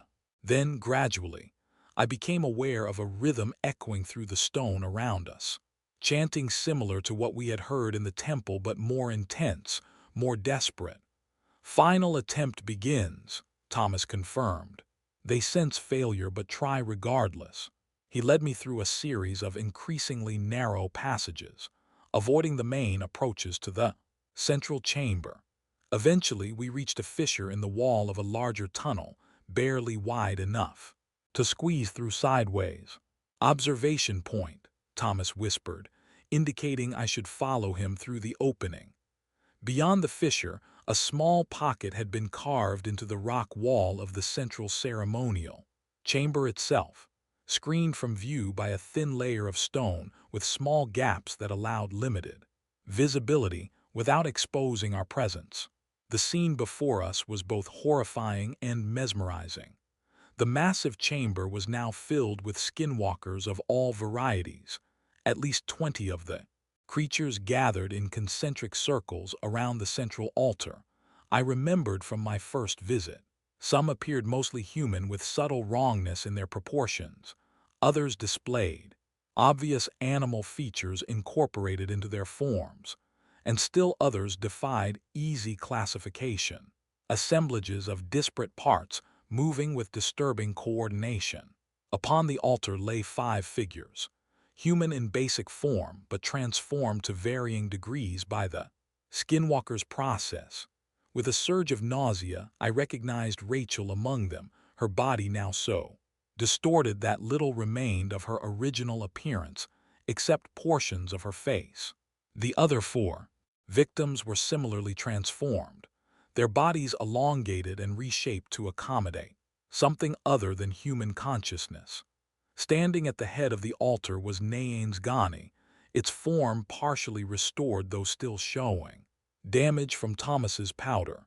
It led the chanting, arms raised toward the chamber's ceiling, where a vortex of darkness was forming, a swirling void that seemed to bend light around its edges. "Portal beginning to form," Thomas whispered, his expression grave. "Attempting to compensate for missing sights by increasing power at center." "Will it work?" I asked, horrified by the possibility. Thomas studied the proceedings with experienced eyes before shaking his head slightly. "Geometry flawed, power insufficient, portal unstable." As if confirming his assessment, the swirling vortex above the altar pulsed irregularly, expanding and contracting in unpredictable patterns. Gani's chanting grew more forceful, the other skinwalkers responding with increased volume and intensity. The 5 figures on the altar began to convulse in unison, their transformed bodies arching upward, as though pulled by invisible strings. From their distorted mouths emerged not screams, but the same multi-layered vocalizations the skinwalkers themselves produced, evidence that the melding of consciousnesses was progressing, despite the ritual's geometric flaws.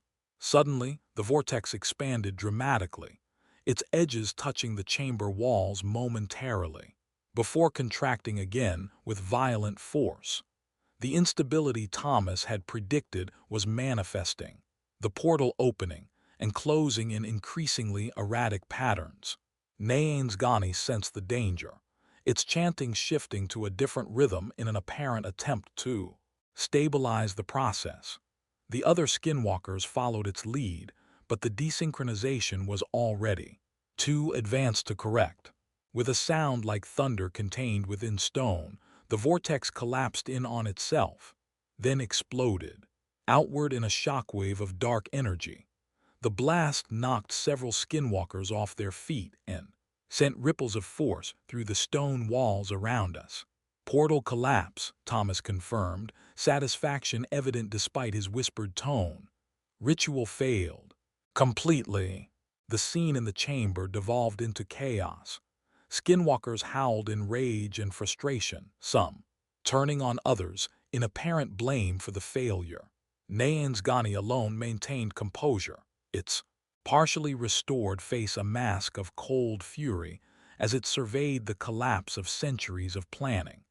With deliberate movements, it approached the altar where the 5 vessels still lay convulsing.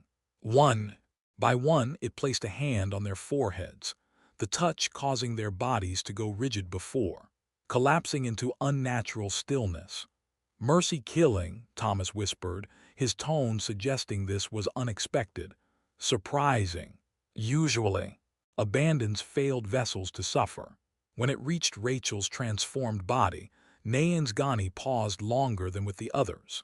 It leaned close to her face, as though listening to something only it could hear.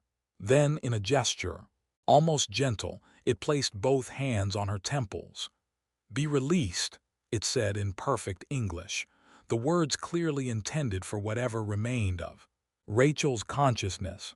"Your purpose is ended." Her body shuddered once, then went still like the others. Whatever spark of Rachel that might have remained was finally extinguished, hopefully finding peace in release from the horror her existence had become. Naansgani straightened, turning to address the assembled skinwalkers who had gradually ceased their chaotic reactions to regard their leader. "The cycle fails," it announced, its multi-layered voice carrying easily to our hiding place. "The Watcher has succeeded again, disrupting our sacred geometry. The opening way remains closed. For another 7 years." Murmurs of discontent rippled through the gathered creatures, but none dared challenge Naansgani directly. "7 years is nothing to our kind," it continued, its borrowed face settling into an expression of cold determination. "We have waited centuries. We will wait longer if necessary. The Ancient Ones will walk again when the stars next align." It gestured to the failed vessels on the altar. "Take these to the deep chambers. They will serve as foundation for the next attempt." Several skinwalkers moved to obey, lifting the lifeless forms with disturbing gentleness. As they began carrying the bodies toward one of the chamber's exits, Naansgani turned suddenly, its golden eyes fixing directly on our observation point. "And when next we attempt the opening way," it said, its voice pitched deliberately toward our hiding place, "there will be no watcher to oppose us. Your bloodline ends with you, Thomas Begay. Enjoy your final victory." Thomas remained perfectly still, not responding to the direct address. Whether Naansgani could actually see us or merely sensed our presence was unclear, but the creature made no move toward our position. Instead, it turned away, following its subordinates as they carried the failed vessels from the chamber. Gradually, the remaining skinwalkers dispersed, retreating to whatever depths they called home to prepare for the next cycle. Within 20 minutes, the massive ceremonial space stood empty, the failed ritual leaving no visible trace beyond a lingering sense of wrongness in the air. "We should go," I whispered, uncomfortable despite the skinwalker's departure. "They know we're here." Thomas nodded, backing carefully away from the observation point. "Naansgani always knew," he said once we were safely in the narrow connecting passage. "Allowing observation, delivering. Message. A threat, I noted. And acknowledgement, Thomas countered. Respect in their way, worthy opponent. We made our way through the tunnel system with less urgency now. The immediate threat passed. With the ritual's failure, Thomas led us upward through a series of passages I hadn't traversed before, eventually emerging from the underground labyrinth into the blessed openness of the canyon floor. Night had fallen during our final expedition, the stars brilliantly clear in the desert sky. After days in the suffocating confines of the cave system, the open air felt almost intoxicating, the scent of sage and juniper cleansing the bone dust smell from my nostrils. Thomas stood gazing upward at the stars, his weathered face peaceful despite the exhaustion evident in every line of his body. 7 years, he murmured. 7 years until next cycle. The implication hung unspoken between us. At his age, would he still be capable of opposing the skinwalkers when they tried again? Would his solitary vigil continue into his 80s, or was this truly his final victory, as Naansgani had suggested? You don't have to face the next cycle alone, I said, the words emerging before I had consciously decided to speak them. Thomas turned to regard me, his expression unreadable in the starlight. Heavy burden to accept, he observed. Generational commitment, endless battle with no final victory possible, only delays. I've seen what happens if they succeed, I replied, thinking of Rachel and the other vessels. That's worth opposing, no matter how endless the fight seems. A ghost of a smile crossed Thomas's face, the first genuine smile I had seen from him. Spoken like a watcher, he said, approval evident in his tone. We began the long hike back toward civilization, Thomas sharing more of his knowledge as we walked, techniques for identifying skinwalkers disguised as humans, methods for creating protective measures, the locations of his various safe houses and supply caches throughout the canyon lands. By unspoken agreement, he was passing the torch, ensuring that even if he could not continue his vigilance into the next cycle, someone would stand against the skinwalkers when they inevitably tried again. Epilogue. 7 years later, the full moon illuminates the canyon walls as I make my final approach to the observation point. My movements silent after years of practice in these wilderness territories. Behind me, Lisa Chen, wildlife biologist, who stumbled upon a skinwalker hunting ground 2 years ago and subsequently joined our small group of watchers, covers our backtrail with practiced vigilance. In the years since my first encounter with the skinwalkers, much has changed. Thomas Begay still lives, though at 84. His direct participation in our activities has necessarily diminished. He serves now as mentor and knowledge keeper, working from his modest home on the reservation to coordinate our efforts and train new recruits to the cause. We are few, only 5 active watchers covering the entire canyon system, but our preparation for this cycle has been meticulous. Over the past 6 years, we have mapped additional tunnel networks, established new safe houses, and developed improved methods for neutralizing ritual sites based on Thomas's generations of experience, combined with modern materials and technology. Most importantly, we have disrupted the skinwalkers' preparations consistently throughout the approach to this cycle's alignment. 3 potential vessels rescued before transformation began.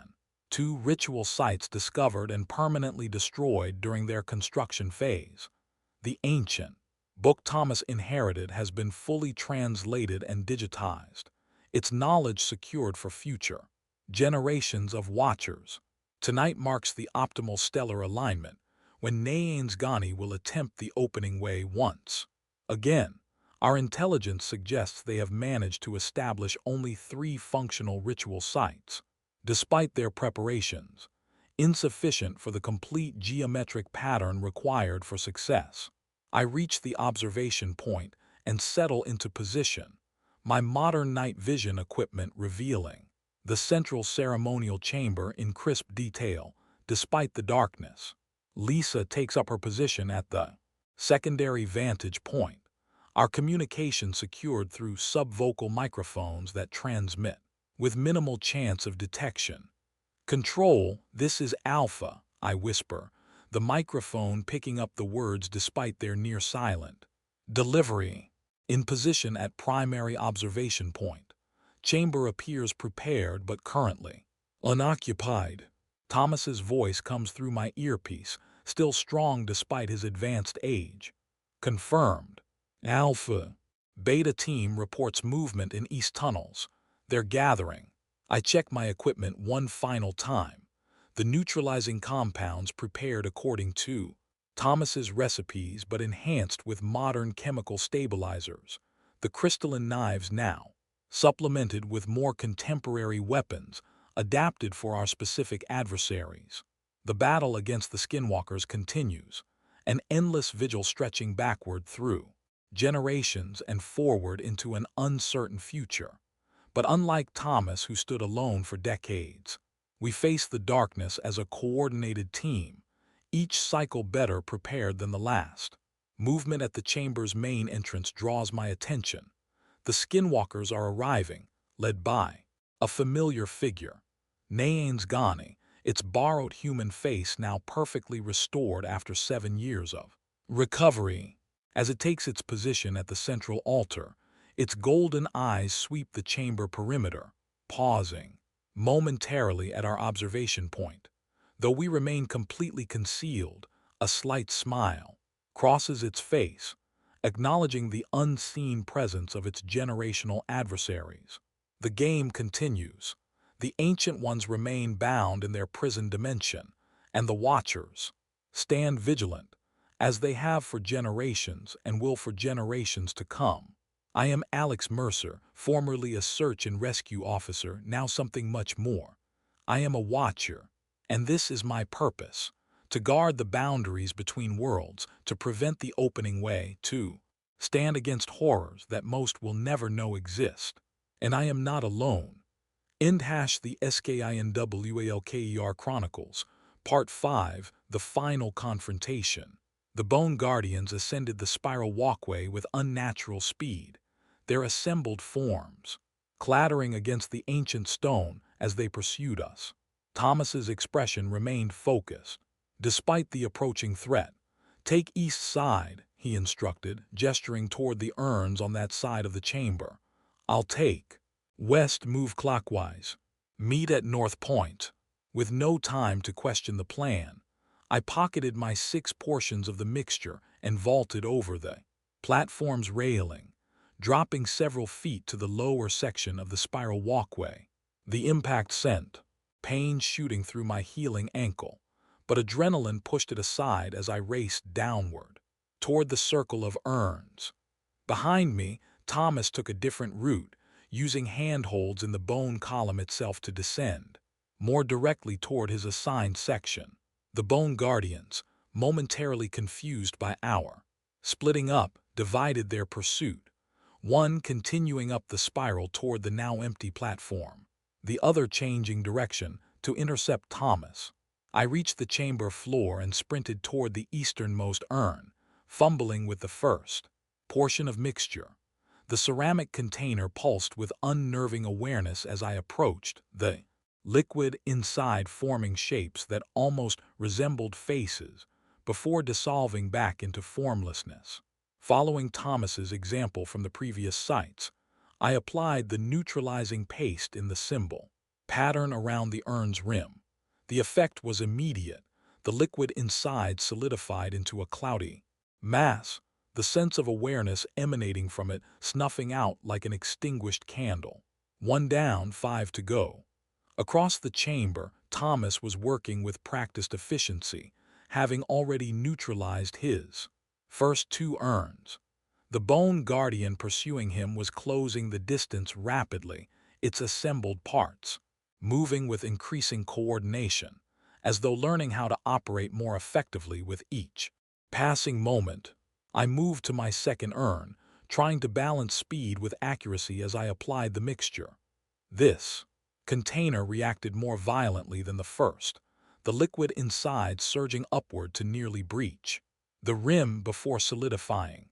A psychic shockwave accompanied the reaction, a silent scream that pressed against my mind, but couldn't penetrate the protection symbols Thomas had drawn on my skin. The guardian that had ascended to the empty platform was now descending again, redirecting toward me as I completed my second urn and moved toward the third.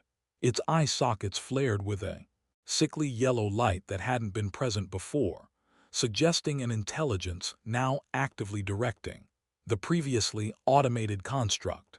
"They're adapting," I called to Thomas, who was completing his third urn while somehow staying just beyond the reach of his pursuer. "Expected," he called back. "Finish pattern. Don't break sequence." I reached my third urn as the bone guardian closed to within 20 feet, moving with a predatory focus that belied its cobbled-together nature. Up close, I could see how the bones were joined, sinew and that viscous fluid creating flexible connections that allowed for movements impossible with normal anatomy. The urns were responding to the ongoing neutralization, though still active, pulsing more rapidly, their contents becoming increasingly agitated. As I applied the mixture to my third container, the liquid inside formed a distinct shape before solidifying, a face contorted in rage or pain, frozen in the moment of transformation. The bone guardian reached me just as I completed the symbol, its assembled limbs lashing out with surprising speed. I ducked under the attack, rolling past the construct and coming up running toward my fourth target. The guardian rotated with mechanical precision, resumed its pursuit. Without hesitation, Thomas had completed 4 of his urns and was moving toward his fifth, but his bone guardian had managed to corner him against the central column. He threw a handful of some powder into the construct's face, causing the yellow light in its eye sockets to flicker momentarily. In that brief reprieve, he slipped past it and continued his circuit. As I reached my fourth urn, a new sound entered the chamber, a high-pitched keening emanating from the bone column itself. The entire structure was vibrating subtly, bones shifting against each other as though the column was a living entity disturbed from slumber. "Hurry," Thomas shouted above the noise. "Central intelligence awakening." I worked faster, my hands slipping slightly as sweat made the mixture harder to control. The fourth urn was neutralized successfully, but as I turned toward my fifth, the bone guardian intercepted me, its assembled limbs forming a barrier impossible to slip past. With no alternative, I drew the crystalline knife Thomas had given me and slashed at the construct. The blade passed through the binding sinew with surprising ease, severing several connections and causing the guardian's right side to collapse partially. It compensated quickly, remaining limbs reconfiguring to maintain balance, but the adjustment gave me the opening I needed to dash past it toward my fifth urn. Across the chamber, Thomas had completed all his assigned urns and was moving toward the northern point where we planned to meet. His bone guardian had been similarly damaged but continued its pursuit with single-minded determination.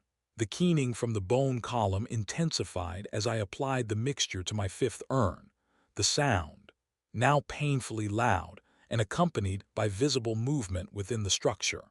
Bones were shifting, rearranging themselves, the column seeming to contract and expand like a massive heart beating. "Something's happening," I shouted, moving toward my final urn. "Central intelligence responding," Thomas called back, now waiting at our rendezvous point.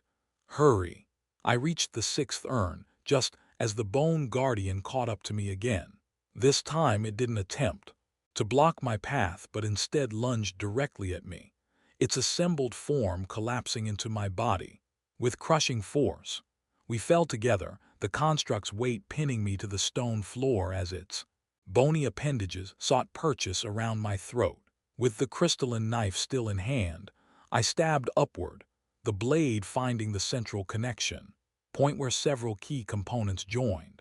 The construct shuddered as the blade severed its primary structural support, its form partially collapsing. But rather than ceasing function, it adapted. Instantly, detached components continuing to move independently, smaller limbs crawling across. My body with nightmare persistence. I struggled free from the main mass, kicking smaller pieces away as I scrambled toward the final urn. Thomas had left the rendezvous point and was racing toward me, his own knife deflecting. Pieces of the second guardian that had also begun to disassemble into independent components. The bone column's keening reached a crescendo as I applied the mixture to the final urn. For a moment, nothing happened. The liquid remained agitated, refusing to solidify as the others had. Then Thomas was beside me, adding something from another pouch to